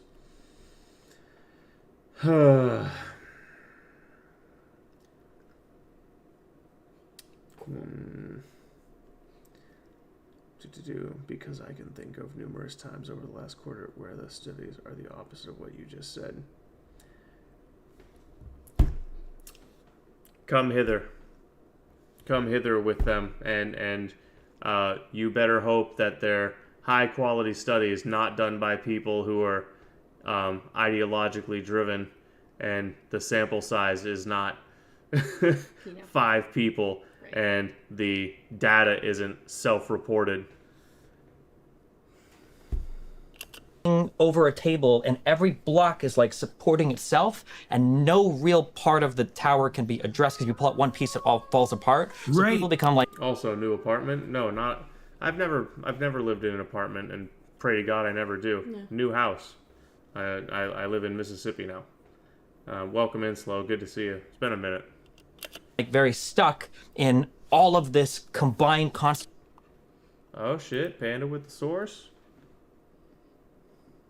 Oh my God. There we go. The moral stereotypes and exaggeration of differences across the political spectrum.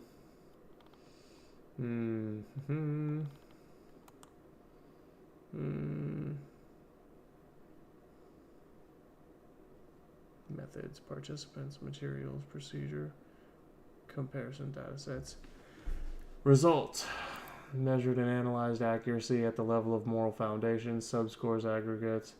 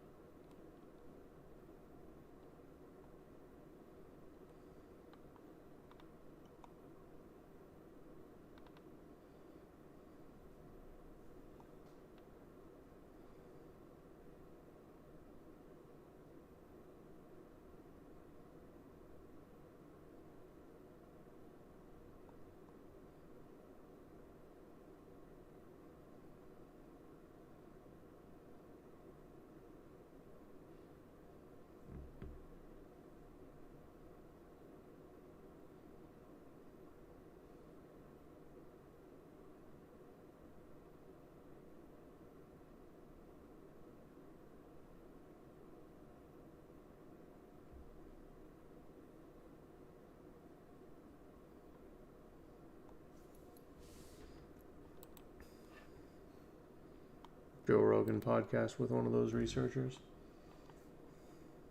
That name is familiar. I might have to check. Is associate professor and author.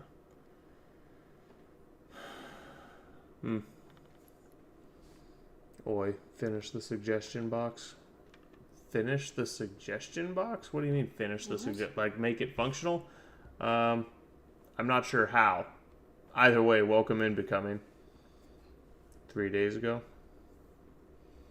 Are these stereotypes of the real group differences?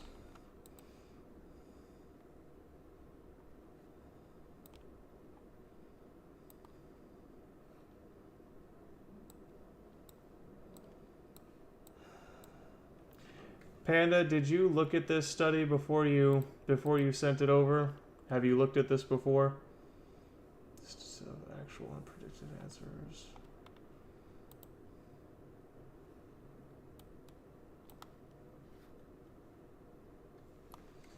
predicted and actual moral foundation differences.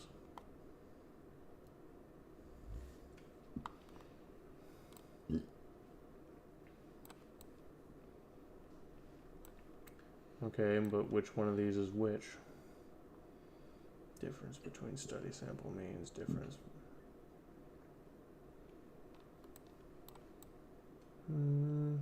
Gray bars represents difference.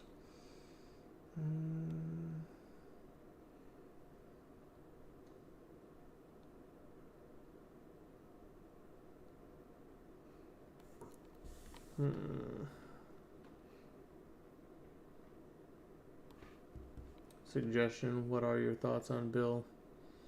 Is that the one that I think it is? Hang on.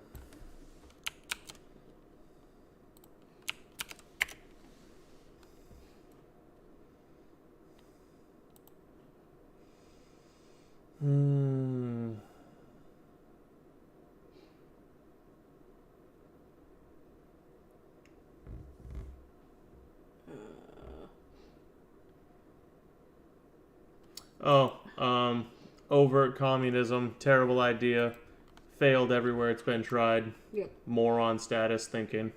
But what do you expect from the left these days? No,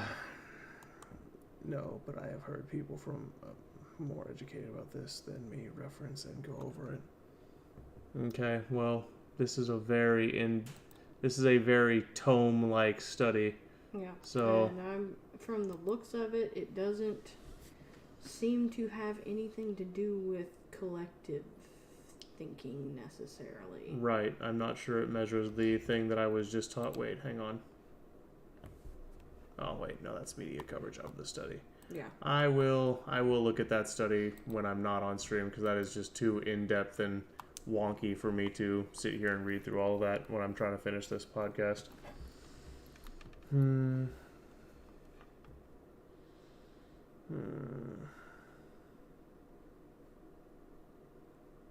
Oh yeah, I demonstrate. It's funny you say that, Roland, because I demonstrated that live on stream last week.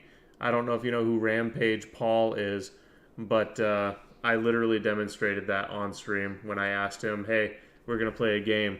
I'm gonna say a political issue, and you're gonna try to guess my position." And we only got to do one because the other people on the panel couldn't shut the fuck up. But he guessed wrong. I said prison reform, and he was egregiously wrong. Yeah. Egregiously wrong. Literally, almost the opposite of what my actual position is, which I thought was particularly hilarious.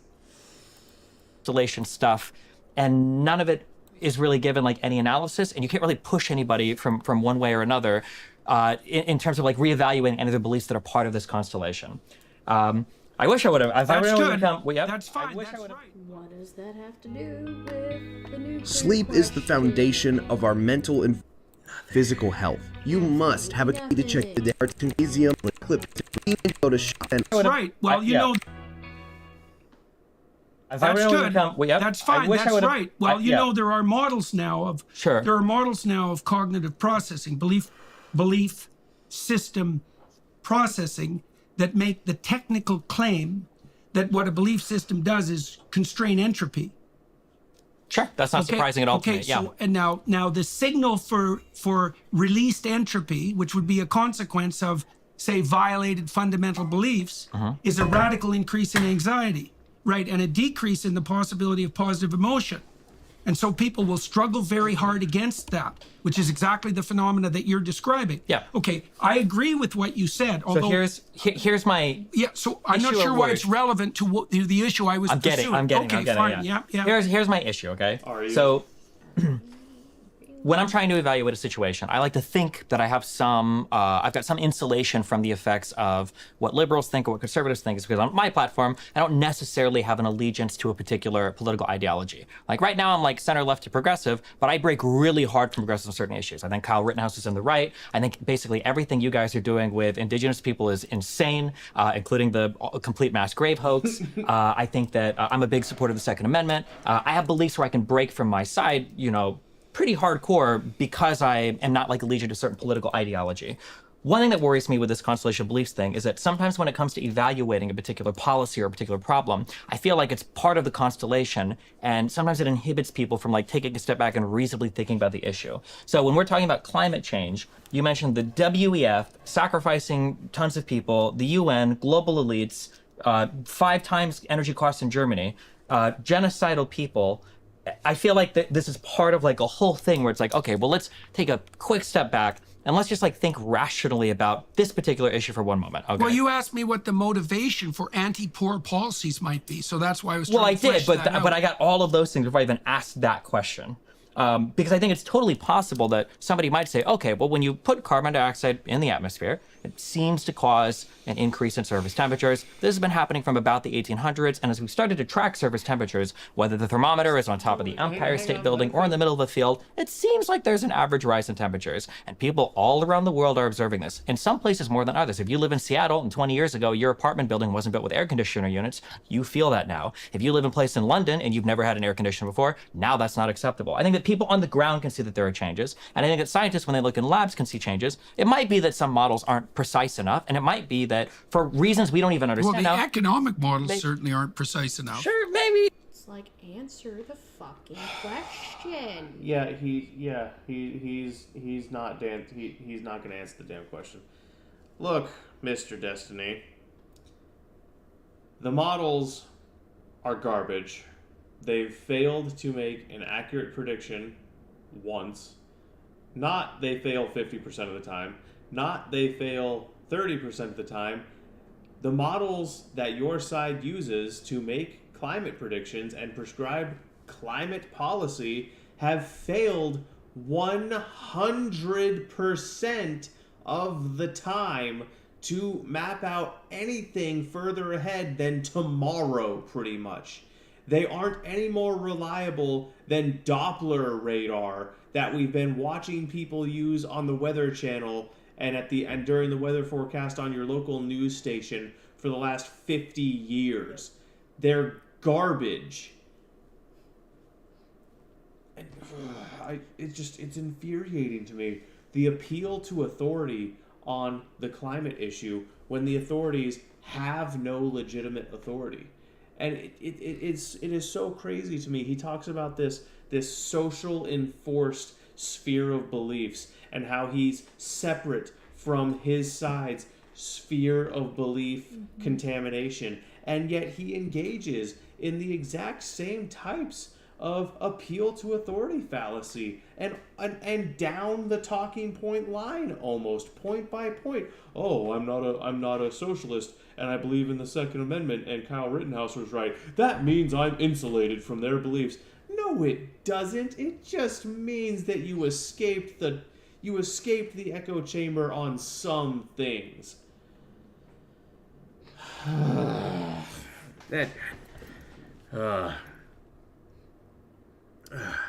There's a significant divergence between individuals on the right and the more ideological, pure organizations that run the right. It gets even more skewed when you're talking to younger people on the right. Oh yeah, for sure. 100% agree with that, OMG. 100% agree with you there. There's basically, a conservative Zoomer, or even myself, a conservative millennial. I have nothing in common with the ruling class of the RNC, with the political embeds of the RNC. The Mitch McConnells of the world, that guy is scum and has no similarities in political belief or policy prescription with me. So, yeah, 100% agree with you there. So, who has the authority when it comes to climate studies? Truth be told, I'm not sure anyone has any solid amount of authority when it comes to climate studies, because the field has become so political that you would have to sort through someone's entire life, all the funding their research has ever had. You would have to really go back to bedrock in terms of hard science and critique and analyze their research and findings from scientific bedrock to begin mapping out who you could and could not listen to. And, you know, I just don't have any names to throw at you in terms of well-known climatologists to even begin throwing a name like that. I can tell you that I've listened to a lot of interviews with people who dissent from the popular narrative, and they have given extremely compelling reasons why there is no climate crisis. One of the main ones that sticks out in my mind is reflected in the fossil record and the ice core samples. Global temperature does this, and then many years later, CO2 does this. And that is reflected in the fossil record and ice core samples that have been taken. And that's not environmental science, that's not climatology, that's geology and archaeology. And anthropology. Not so much anthropology. Who has the... there are reasonable criticisms of McConnell, but again, pro-life, anti... Oh my god. If you suck off the establishment in my chat one more time, you're getting a long time out.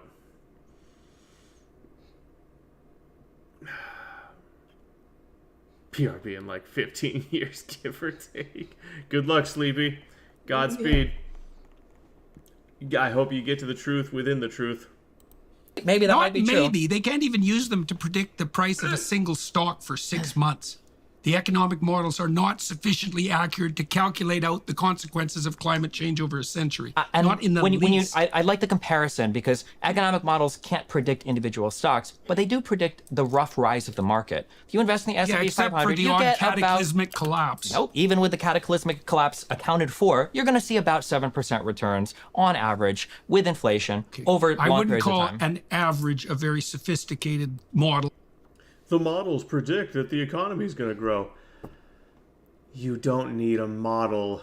You can literally look at history and tell you, and history will tell you that over time a population's economy grows. You don't need economic models for that. It is hard baked into human civilization. A group of people get together and stay in a cohesive society long enough, the economic sphere of those people grows. You don't need a model for that. And it is just, again, it is like, dude, the model predicts the economy will grow. Yeah, well, guess what? A cricket could predict that, okay? Yeah. It's not hard. And Wolf, yes, you can.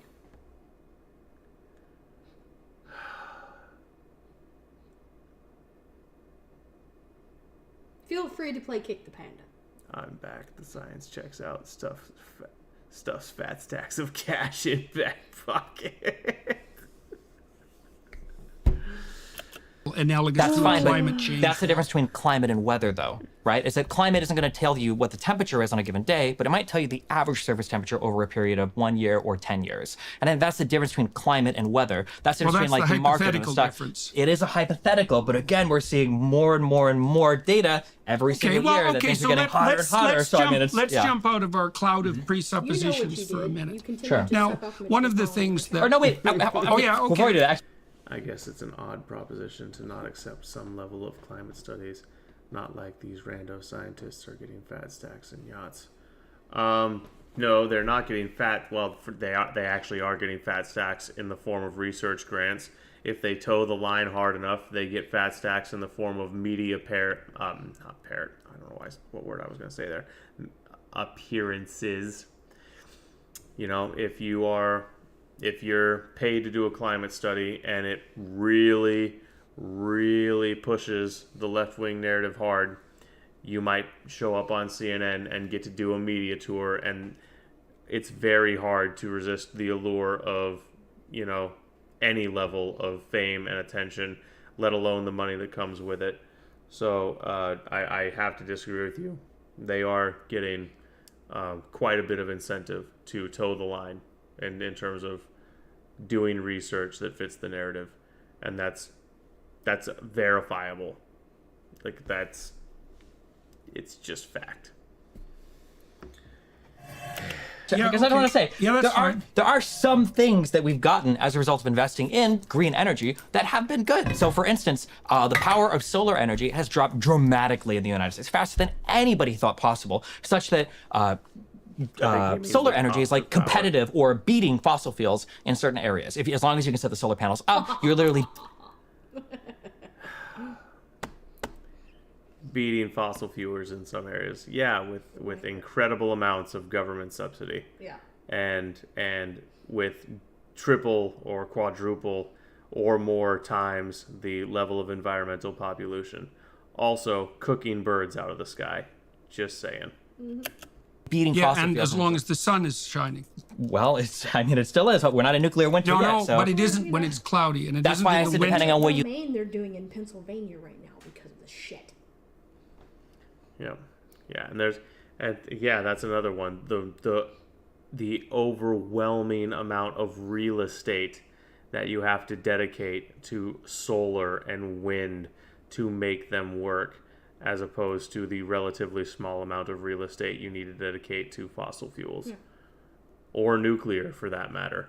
For unit of power per square foot consumed, nuclear kicks solar in the balls so hard that its testicles end up between its teeth. They're like, no, we're just gonna steal farmland from Amish farmers whose families have been here for generations, because no one is gonna care whether we do that to them or not. Well, until the majority of them are on board with it, and until the push for nuclear is coming from the top down on the left, Yeah. I'll keep pressing X to doubt. I'll say it that way.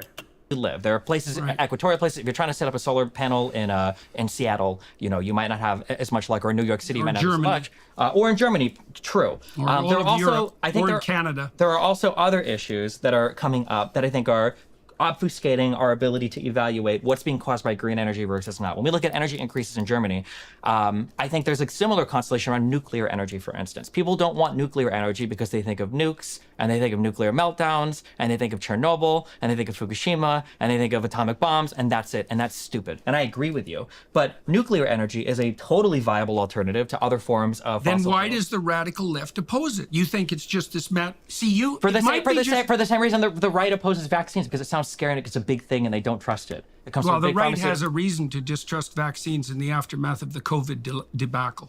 Well, I because think- they were imposed by force, and that was a very you get to bad choose idea. if you have a nuclear power plant. That's imposed by force too, no? You don't get to choose where your energy comes from if you live in a country. You turn the light switch and hopefully you don't have a Chernobyl that melts down in your particular town, right? Well, you get to choose it because you can buy it or not. Well, That's I mean, choice. It does, but the Nobody negative. had a choice with. The number of local referendums that have happened to prevent nuclear plants from being built, not to mention the freedom to move away if a nuclear plant is built that is the thing supplying your grid, not to mention the fact that you can always just hook a generator up to your house and say, I'm doing my own juice.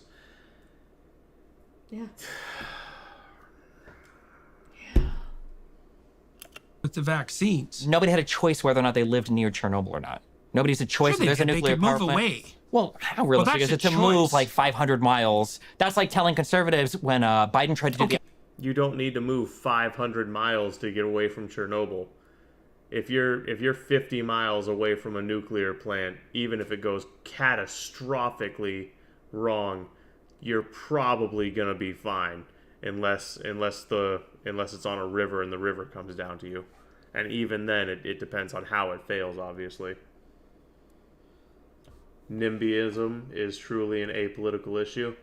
I don't like the term NIMBY because sometimes NIMBYs have a point. In fact, a lot of the time NIMBYs have a point, like with the homeless problem, which is part of what ran me out of my hometown. A Boy Scout literally did build his own nuclear power plant, and the FBI showed up to his house and took it. Yep. OSHA mandate for vaccines, like, well, you can just get a different job, right? I don't want to debate about whether or not large nuclear power plants are frightening. They are. Sure. Okay. And there are technologies now where that's not a problem. And I think that's a do support nuclear power counterproductive plants. I place think it's for a our good- discussion to go, because I also understand why people are afraid of it. But what I don't understand, for example, is why the Germans shut down their nuclear power plants and the Californians are thinking and doing the same thing when they have to import power from France anyways. Like, it's complete Or bloody- burn coal, which is a million times worse. Not Yeah. just coal, lignite. Yeah. Right. And then with regards to these renewable power sources, they have a number of problems. One is they're not energy dense. They require tremendous infrastructure to produce. They might be renewable at the energy level, but they're not renewable at the raw materials level. So that's You know what I don't understand? If you're so concerned about the carbon produced by these coal plants burning, why don't you simply pressurize the stack and pump the carbon directly into the dirt where it's harmless? Right. Yeah. Like, dig a trench, pipe the exhaust from the plant along a mile-long trench where the pipe is just Swiss cheese with dirt on top of it, and all of the carbon and all of the exhaust from the burning lignite will be in the soil, where plants will metabolize it and bacteria will break it down and yada yada yada, and it's completely harmless to the atmosphere.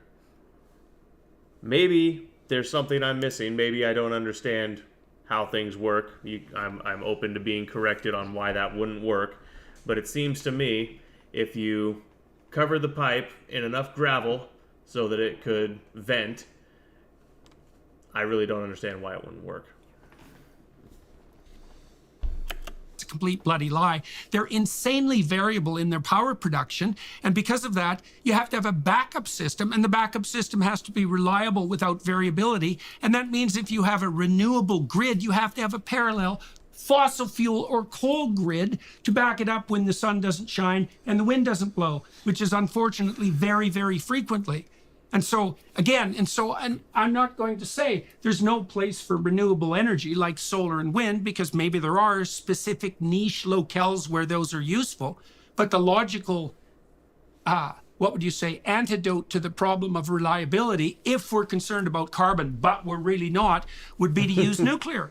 And the Greens haven't been like flying their bloody flags for 30 years saying, well, we could use fossil fuels for fertilizer and feed people, and we could use nuclear power to drive energy costs down in a carbon dioxide-free manner. That seems pretty bloody self-evident to me. And so then it brings up this other mystery that we were talking about earlier.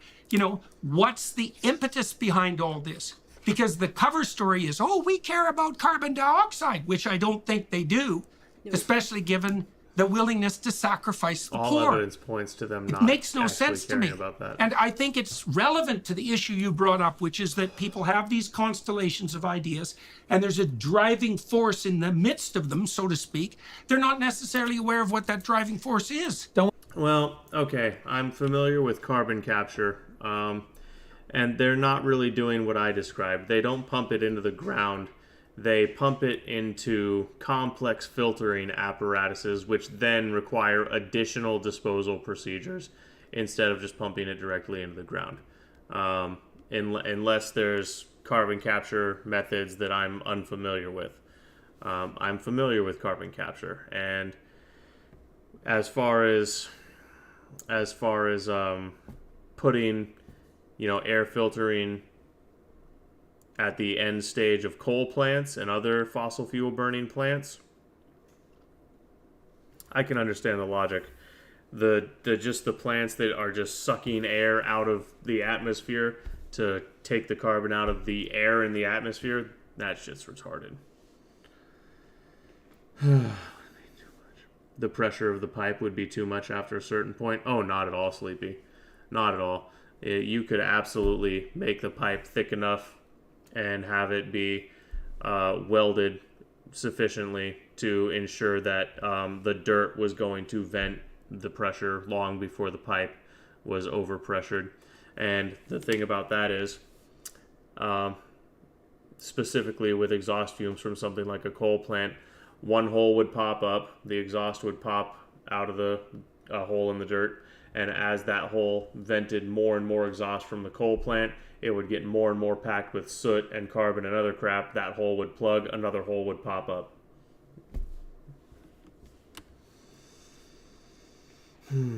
It's pressurized and then taken off site to inject into rock. Okay. Well, see, that's the fundamental difference, I guess, between what I'm proposing and what they're already doing. I don't see a need to pressurize it and take it off site to inject. They could very easily, in my opinion, just do that right at the plant by pumping it straight into the ground.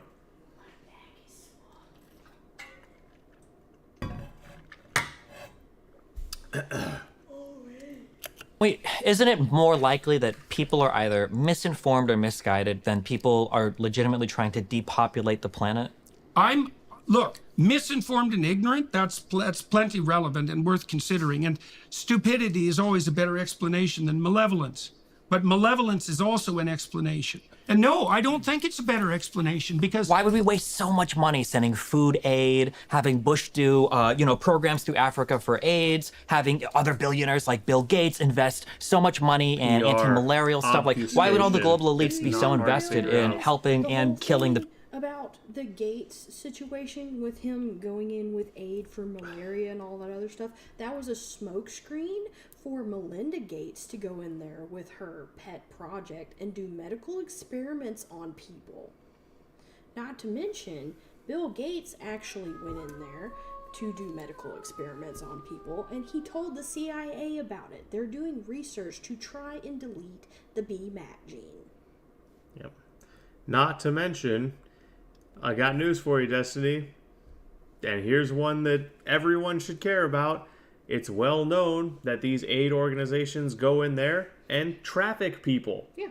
The global sex trafficking trade preys on these poorer countries, not a little, not some, like a lot.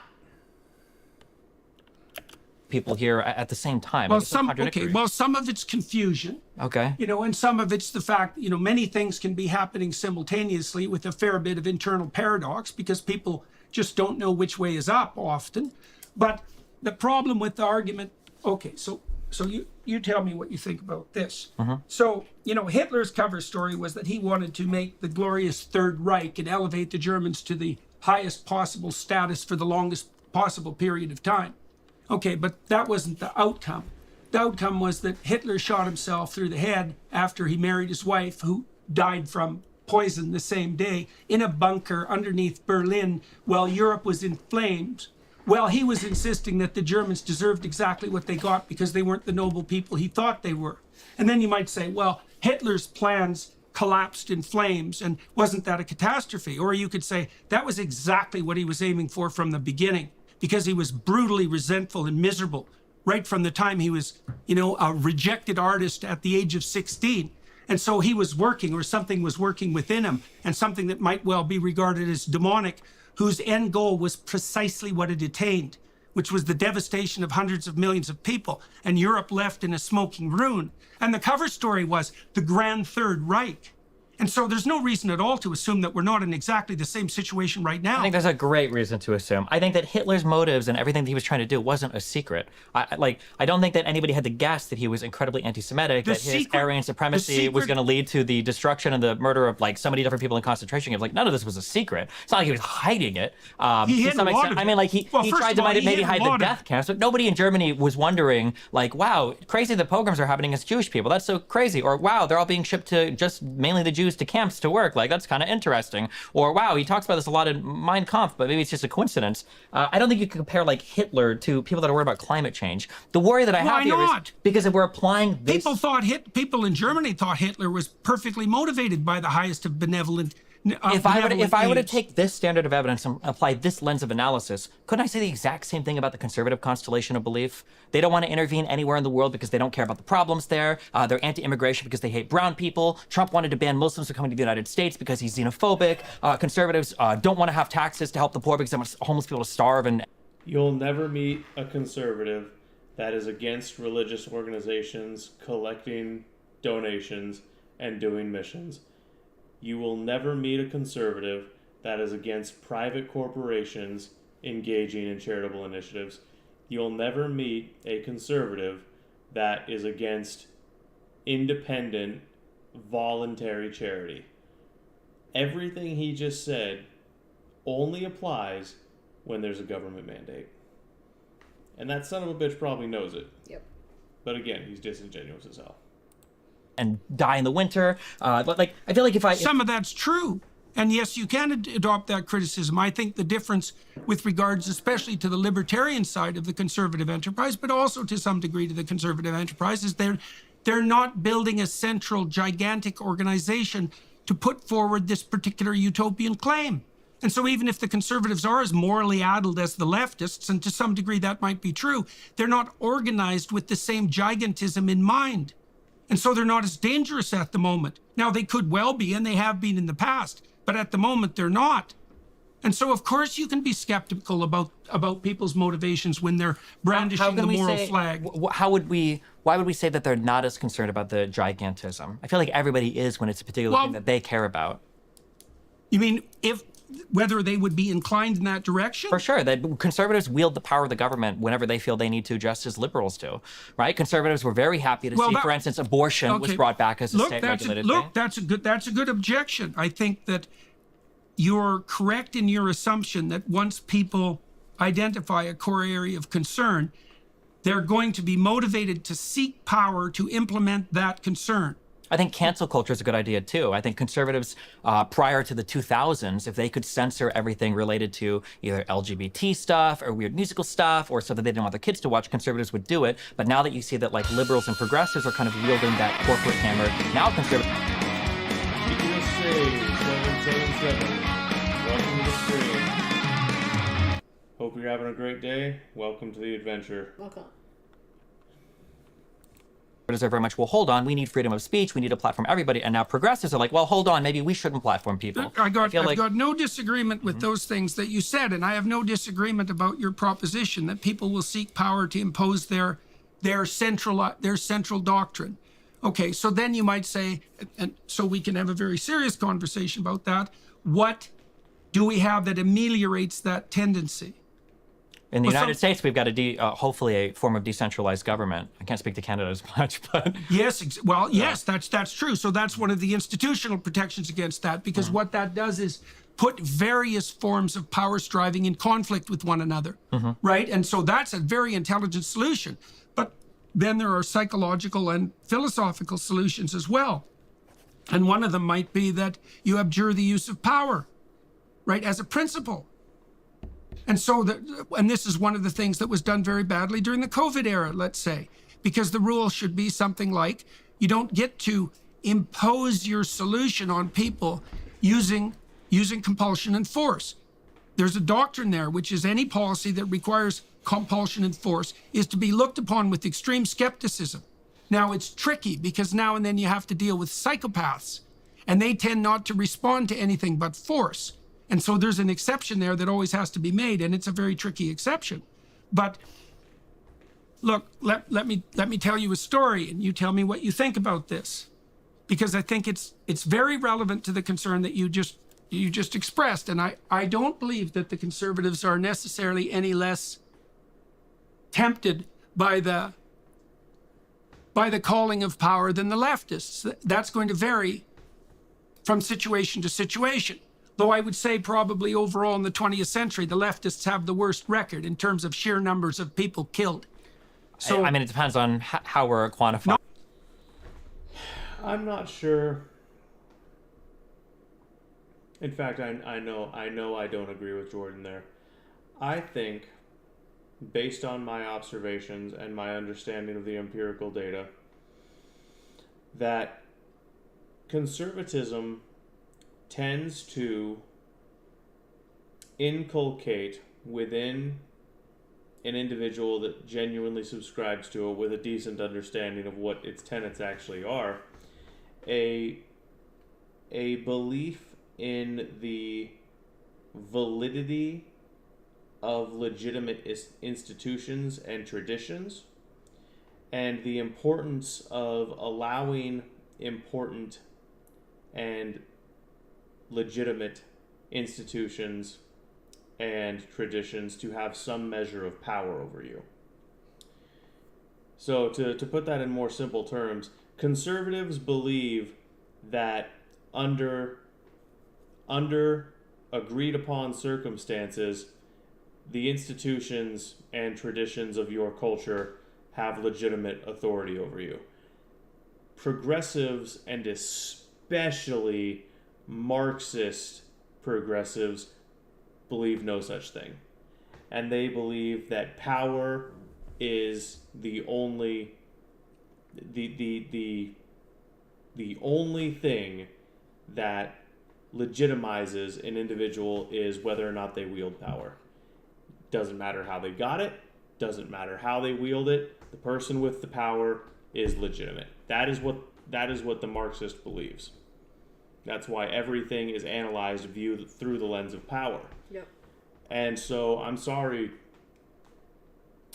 this is we found one of the places where I genuinely disagree with Jordan, and I wish I was having a conversation with him, because I would love to hear his reply to what I just said, but or maybe get him to clarify what he said a little better, if that is indeed his actual position. I'm sure it is. He's a man who's very deliberate in his speech, but I would love to hear him, counter what I just said, or perhaps maybe this is a bit prideful of me, but maybe he would concede that I had a good point. Mm-hmm. Not really. Okay, yeah, we'll just quantify sure. Mao. How's that? Direct death of 100 million people. So, that's a pretty stark fact. And if we're going to argue about that, well, then we're really not going to get any. Man, talk about getting shut up. Right.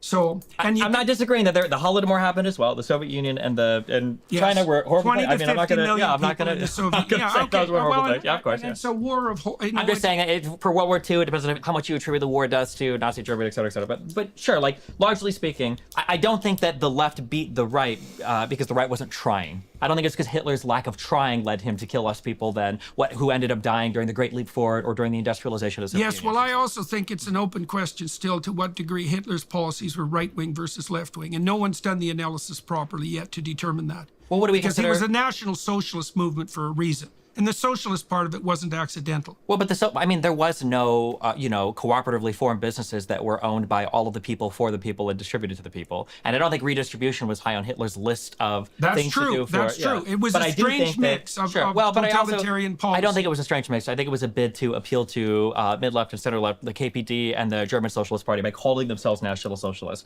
I think it was very much like an authoritarian, ultra-nationalist regime that pretty squarely fits with.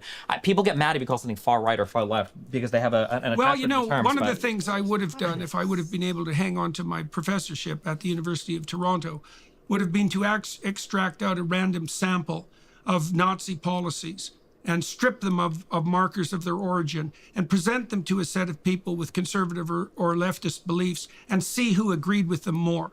And that analysis has never been done as far as I know, so we actually don't know. And we could know if the social scientists would do their bloody job, which they don't, generally speaking. That's something we could know. We could probably use the AI systems we have now, the large language models, to determine to what degree left and right beliefs intermingled in the rise of National Socialism. So that's all technically possible. So, and it hasn't been done, so it's a matter of opinion. Sure. So, I don't necessarily disagree. But that's something you could do. Okay, I was going to tell you this story. Sure, okay, well, this has to do... You know what I don't get, and this is potentially a sort of a finger wag at Jordan. Jordan has the ability to make that happen. Right, yeah. He has the know-how, he has the connections. He could make that study happen right now. Yeah. And it wouldn't, it would take a couple months for a group of people, himself and some political theory experts and historical experts, to sit down and formulate the questions, and then another month or two to gather the data. Yeah. And that could be done pretty quickly. So why the hell haven't you done it, Jordan? With the use of power. So I spent a time with a group of scholars putting and analyzing the Exodus story, an Exodus seminar recently. And so the Exodus story is a very interesting story because it's what would you say? It's an analysis of the central tendency of movement away from tyranny and slavery. That's a good way of thinking about it. So the possibility of tyranny and the possibility of slavery are possibilities that present themselves to everyone within the confines of their life, psychologically and socially. You can be your own tyrant with regards to the imposition of a set of radical doctrines that you have to abide by and punish yourself brutally whenever you deviate from them. And we all contend with the issue of tyranny and slavery. And it's almost like is a hack who got famous for being. That is a smooth brain take. An extremely smooth brain take. But most of the takes from people who just vehemently oppose Jordan Peterson or who utter the word transphobe or transphobic unironically, most takes from those people are. So I'm not surprised. Yep. It's like if you have pronouns there's an in your alternative. bio, your opinion is invalid. Path, and that's what the Exodus story lays out. And Moses is the exemplar of that alternative path, although he has his flaws. And one of his flaws is that he turns too often to the use of force. So he kills an Egyptian, for example, an Egyptian noble who has slayed a Hebrew, one of Moses' Hebrew slave brothers, and he has to leave. There's a variety of indications in the text that he uses his staff, he uses his rod, and he uses power when he's supposed to use persuasion and legal or verbal invitation and argumentation. And this happens most spectacularly right at the end of the sojourn. So Moses has spent 40 years leading the Israelites through the desert, and he's right on the border of the promised land. And really what that means at a more fundamental basis is that he's at the threshold of attaining what he's been aiming at, what he's devoted his whole life to. And he's been a servant of that purpose in the highest order. And the Israelites are still in the desert, which means they're lost and confused. They don't know which way is up. They're still slaves. And now they're dying of thirst, which is what you die of, spiritual thirst, if you're sufficiently lost. And they go to Moses and ask him to intercede with God. And God tells Moses to speak to the rocks so that they'll reveal the water within. And Moses strikes the rocks with his rod twice instead, right? He uses force. And so God says to him, you'll now die before you enter the promised land. It's Joshua who enters and not Moses. Okay, and you might wonder why I'm telling you that story. I'm telling you that story because those concepts at the center of that cloud of concepts that you described are stories, right? They're stories. And if they're well formulated, they're archetypal stories. And this is an archetypal story that's illustrating the danger of the use of compulsion and force. And so one of the problems you're obviously obsessed by and that I'm trying to solve is what do we do as an alternative to tyranny, whether it's for a utopian purpose in the future or maybe for the purpose of like conservatives censoring music lyrics they don't approve of. And one answer is we don't use force. We do the sort of thing that you and I are trying to do right now, which is to have a conversation that's aimed at clarifying things. And so that's a principle that's something like the consent of the governed, right? Mm-hmm. It's something like, but it's also something like you have the right to go to hell in a handbasket if that's what you choose. And as long as you don't, in doing so, you're not in everyone's way too much. You have the right to your own destiny, right? And so, and you don't get to use power to impose that. That's the other thing that worries me about what's going on the utopian front, because the problem is, once you conjure up a climate apocalypse and you make the case that there's an impending disaster that's delayed, and you might say, well, delayed how long? And the response would be, well, we're not sure, but it's likely to occur in the next 100 or so years, which is pretty inaccurate. You now have a universal get out of jail card that can be utilized extremely well by power mad psychopaths. And they will absolutely do that, because power mad psychopaths use whatever they can to further their cause. So this is my issue, I think. This is my issue with a lot of people when it comes to political conversations. I think that everything you've said is true. And I think that all of it it's good analysis, but I feel like it just gets wielded sometimes in one direction. And then people kind of miss that it completely and fully describes their entire side as well. And the thing that I feel like the only solution for this is, you hinted at it. It's more than just conversation, although that's a good start. We have to go back to inhabiting similar areas. We have to go back to inhabiting similar media landscapes. I think that the issue that we're running into right now more than anything else is people live in completely separate realities at the moment, such that if we were even to describe basic reality, how many illegal immigrants came into the United States last year? That should be a factual number that we can know. How many do you think? The actual number, probably in the hundreds of thousands. I think some conservatives think it's 3 million per year over the past 3 years, because they look at border contacts, or they look at asylum seekers, and they're not looking at I think it's 3.6 million. Came into the U.S. and stayed? Yes, through the southern border. Okay. So the historical average is about 1 million. I understand this. Sure. Well, historically, there's 13 to 15 million people full stop in the United States illegally. That's the whole history of illegal immigration in the United States. But hey, maybe I'm wrong there, right? So we can say that's an example of us living in a fundamentally different reality. Well, the Pew Research Group has established quite conclusively that the variability over the last 20 years for illegal migration in the south border is between 300,000 and 1.2 million. Well, the Pew Research can only establish, I think, the number of people attempting to cross. I don't know if they can know. I don't know if Pew does census analysis. I'd have to see. Well, I don't. Well, that's a different issue, right? Sure. Because I don't know how you measure how many illegal immigrants there are actually in the country. I understand. I just want to point out, I agree with you. I listened to a lot of Rush Limbaugh growing up. I understand the fear of having a government agency say, climate change, therefore we have a blank check to do whatever we want. That's scary. Which is what they are doing. The conservatives do the same thing, though. I'm not claiming otherwise. Yeah, but the problem is, I think people don't talk about it. So, for instance, so we can pretend now that the conservative argument was just compulsory vaccines are bad because they infringe on my freedom. That wasn't the conservative argument. The conservative argument was that mass deaths were going to happen, mass side effects were going to happen. There was going to be all this corruption and stuff related to vaccine distribution. Okay, two things. First of all, they are happening. Mass side effects are happening verifiably.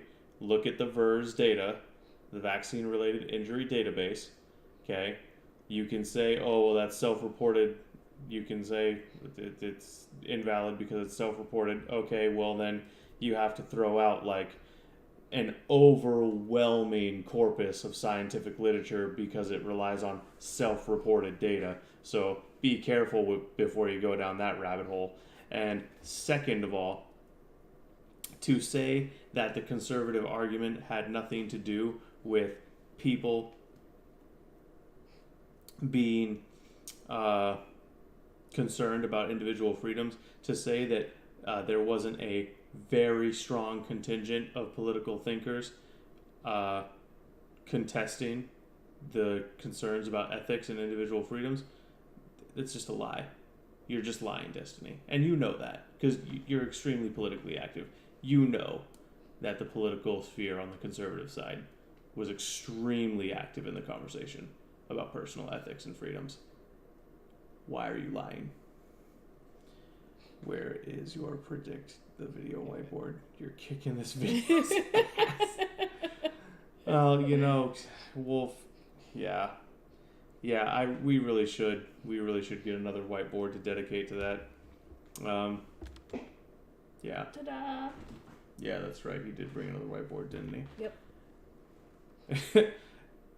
Thank you for spoiling Yeah, R.I.P. Rush indeed. R.I.P. Rush indeed.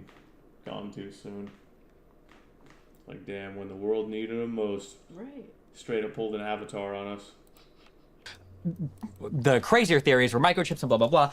None of that came true. Absolutely none of the conservative fear-mongering related to the mRNA vaccines came to fruition. But now that's all forgotten. Yeah. It really is hilarious to me. It's like, you know, Mr. Destiny, people have been dying of this new thing called suddenly, and that is literally 100% unprecedented. Literally unprecedented in human history for people to be fine, A-okay, they're running down the soccer field, looking healthy, looking the same as they've always looked, drop dead. Yeah. And not a little bit, not a couple. If it was a couple, if it was like 10 people, you'd be able to write it off as, potential long-standing side effects from COVID, or I don't like the word coincidence, but if it was just like a couple dozen people, you might even be able to write it off as coincidence that's just getting too much media coverage. Hundreds, thousands, tens of thousands of people dying of suddenly. Not to mention the growing list of people who have highly aggressive cancer right now, to the point that they're having to call it turbo cancer, and every last one of them got jabbed. And that was used as an excuse. And don't forget the blood clots. Oh yeah. That are actually fat and mRNA. Yeah. Oh yeah. Like that dude a few weeks ago who got sausage-sized clots pulled out of his lungs. What do you make of the excess? Imagine being able to transition academic paper and get a 2-week free trial. But listeners of the Jordan B. Peterson podcast can get a whole month free right now. Just go to listing.com/Jordan and use code Jordan at checkout. That's listing.com/Jordan and use code Jordan at checkout today. Or, forgotten. And that was used What do you mean, as an none of excuse. it? What's her face? That chick who posted a video on X about her side effects from getting the clot shot, and her right eye was bulged out of her head. Yeah. Because apparently she's been having aneurysms quite frequently since having gotten it.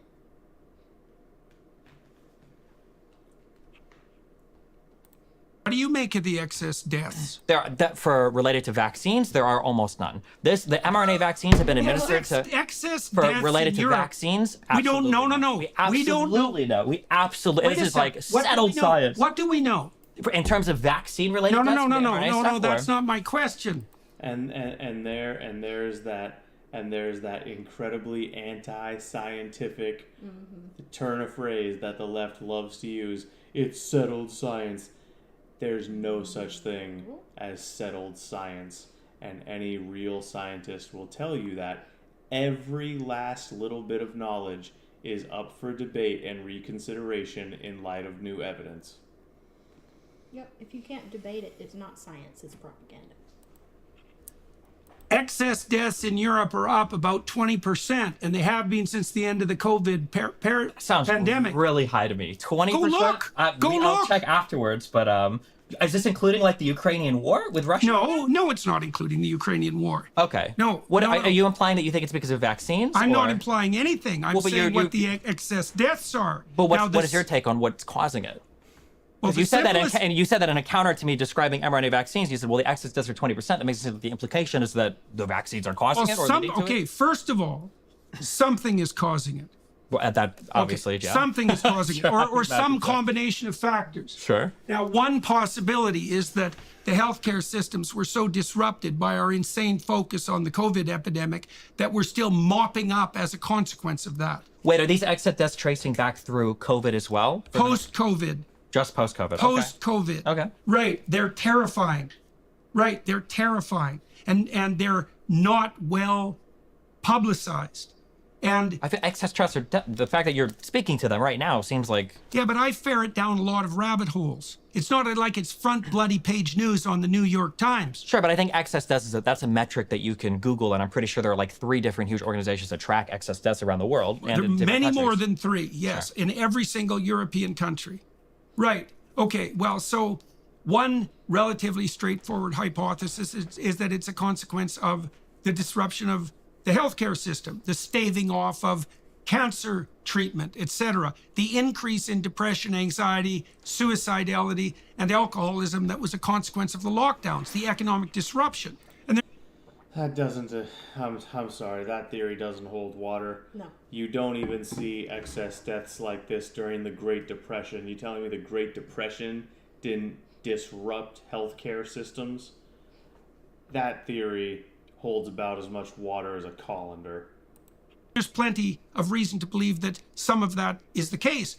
But the other obviously glaring possibility is that injecting billions of people with a vaccine that was not tested by any stretch of the imagination with the thoroughness that it should have before it was forced upon people also might be a contributing factor.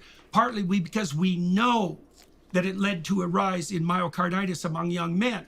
And we also know that there was absolutely no reason whatsoever to ever recommend that that vaccine was delivered to young children. Whose risk of death at COVID was so close to zero that it might as well have been zero. When you're talking about a disease, the risk of death isn't the only thing that you worry about for the disease. There's also So you're going to talk about transmission? Because that was another thing that the COVID vaccine pushed. Yeah, but it didn't do anything to transmission. It absolutely did, because it decreased your chance of getting infected. It didn't destroy. It didn't get rid of transmission, but it reduced transmission. Yeah, but it was claimed that it would get rid of only transmission. if you take one reading of one single quote. I think that Biden said one time where he said, "No, come on, I've heard so many." It was said by multiple people over multiple news outlets.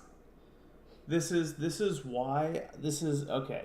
This right here, what we are watching, is why I really struggle to see any real point to having conversations with the left anymore. If you take one reading of one thing one person said, no, you piece of shit. No. There are compilations, easily findable. Go on Rumble and type in COVID type talking point compilation or COVID vaccine transmission compilation.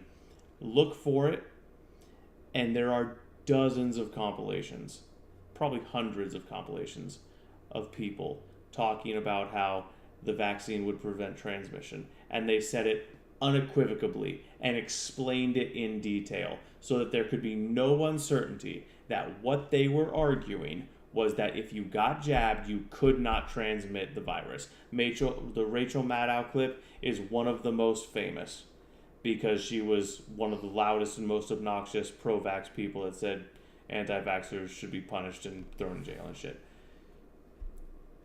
Destiny, one of two things is true. You either are a complete hypocrite who does not look at content from the other side, who does not actually engage with the information sphere of the other side, and therefore your entire shtick is a total lie, or you consume that content and then pretend it doesn't exist, which also makes you a huge hypocrite. It makes you completely unobjective. It makes you incredibly disingenuous. There is no way I can analyze Destiny's actions or conduct against what he has said and how he markets himself, not only in this debate, but in general, and read him as someone who's honest and acts in good faith with integrity. And especially I can't peg him as someone with any measurable degree of intelligence.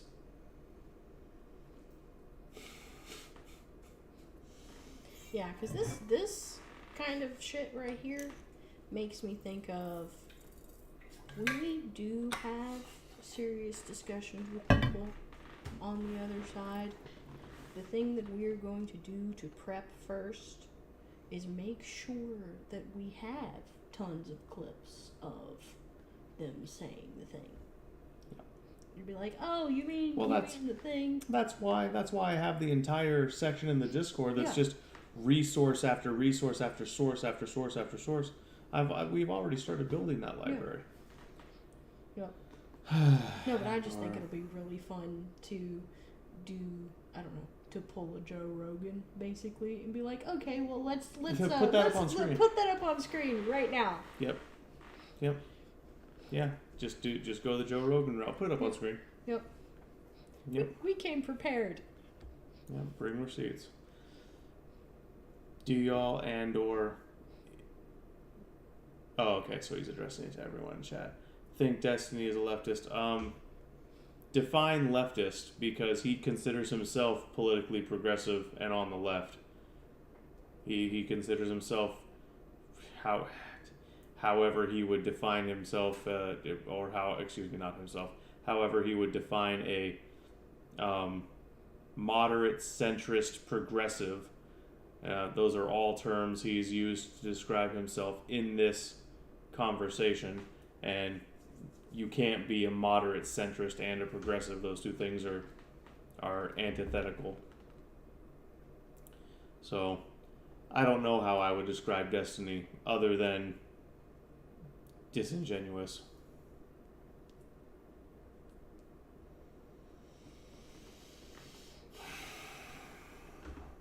I would define him as disingenuous, hypocritical to an absurd degree, and completely unworthy of any consideration for intellectual faculty. That's how I would define him. Many times because everybody say, "Oh, you can't take anything Trump says seriously." Biden one time on the news says, "If you get the vaccine, you won't transfer the disease." That is so silly. Which was it? No. Do you know that our Prime Minister in Canada deprived Canadians of the right to travel for 6 months because the unvaccinated were going to transmit COVID with more likelihood than the vaccinated? So this wasn't one bloody statement. This was hold on. thorough government policy what in I'm my saying country. is there wasn't a statement given that if you get vaccinated, there is a 0% chance of transmitting the disease. The idea is that vaccines were supposed to help because it reduces your hospitalization, it reduces death, and it reduces transmission, hopefully by making it so that people don't get sick or don't get sick for as long. All three of those things the vaccines did exceedingly well. They continue to do that to this day, but especially for the first variant and then the Delta variant, the vaccines helped. Yeah, it helped with transmission because, dead people can't transmit shit. It did those things exceedingly well. No, it didn't.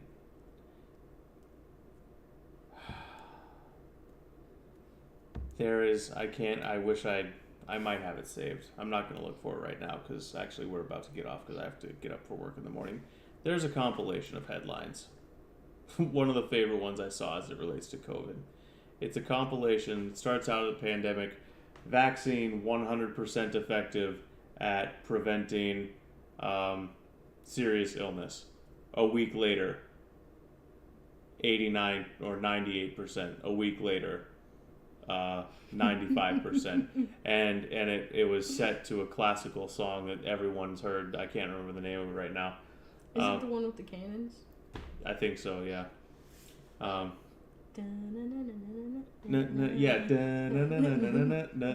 it was set to that. And dozens of headlines flashed across the screen.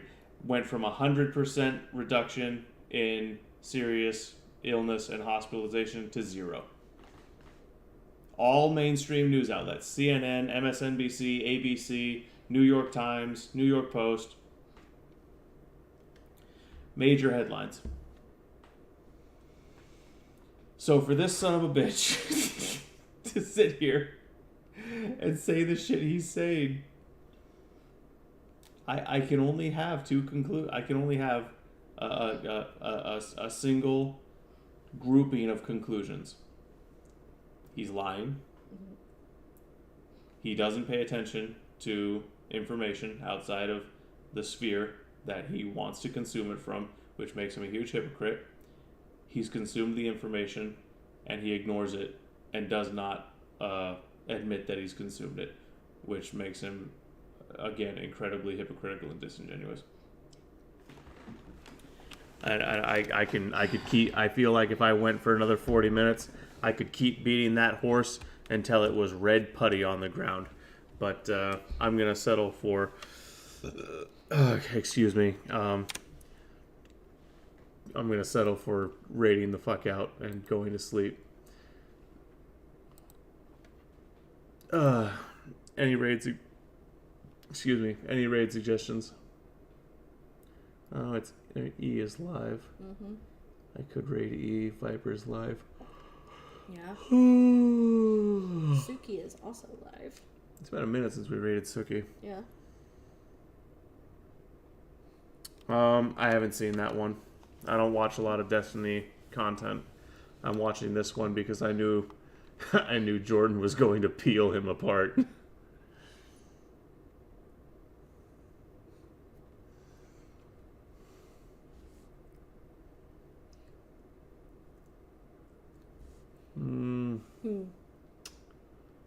Oh.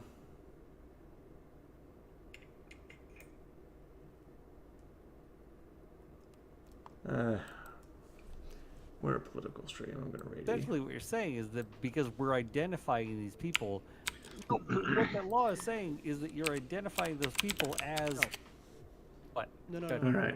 really quick. That's not what I'm saying. What I'm saying is What's what up, they race did car? was You're a they little bit looked late. We're back raiding when out. The Second Amendment was written. Are you in the? And they said this is what. Rampage is over there. Because also, what's the Second Amendment exact wording? Gross. It's like it's not citizen, it's people. The right of the people to be. And that was armed another and thing Oh, that they shit, went to in Wobbly's that on. case. We're saying, what does the word people mean? I can see that. It compares. It You won't doesn't mean spoil it? citizen because there's multiple times in the Constitution What where do it you says mean? citizen. Nah, it doesn't matter. Paul, Paul, Yes. would you like to? So legally, Heading to bed for on the a night, everyone. 4473 transfer form, It was fun. federally, Destiny's you an do idiot. not have to be a citizen. We'll see you on the next You can adventure. be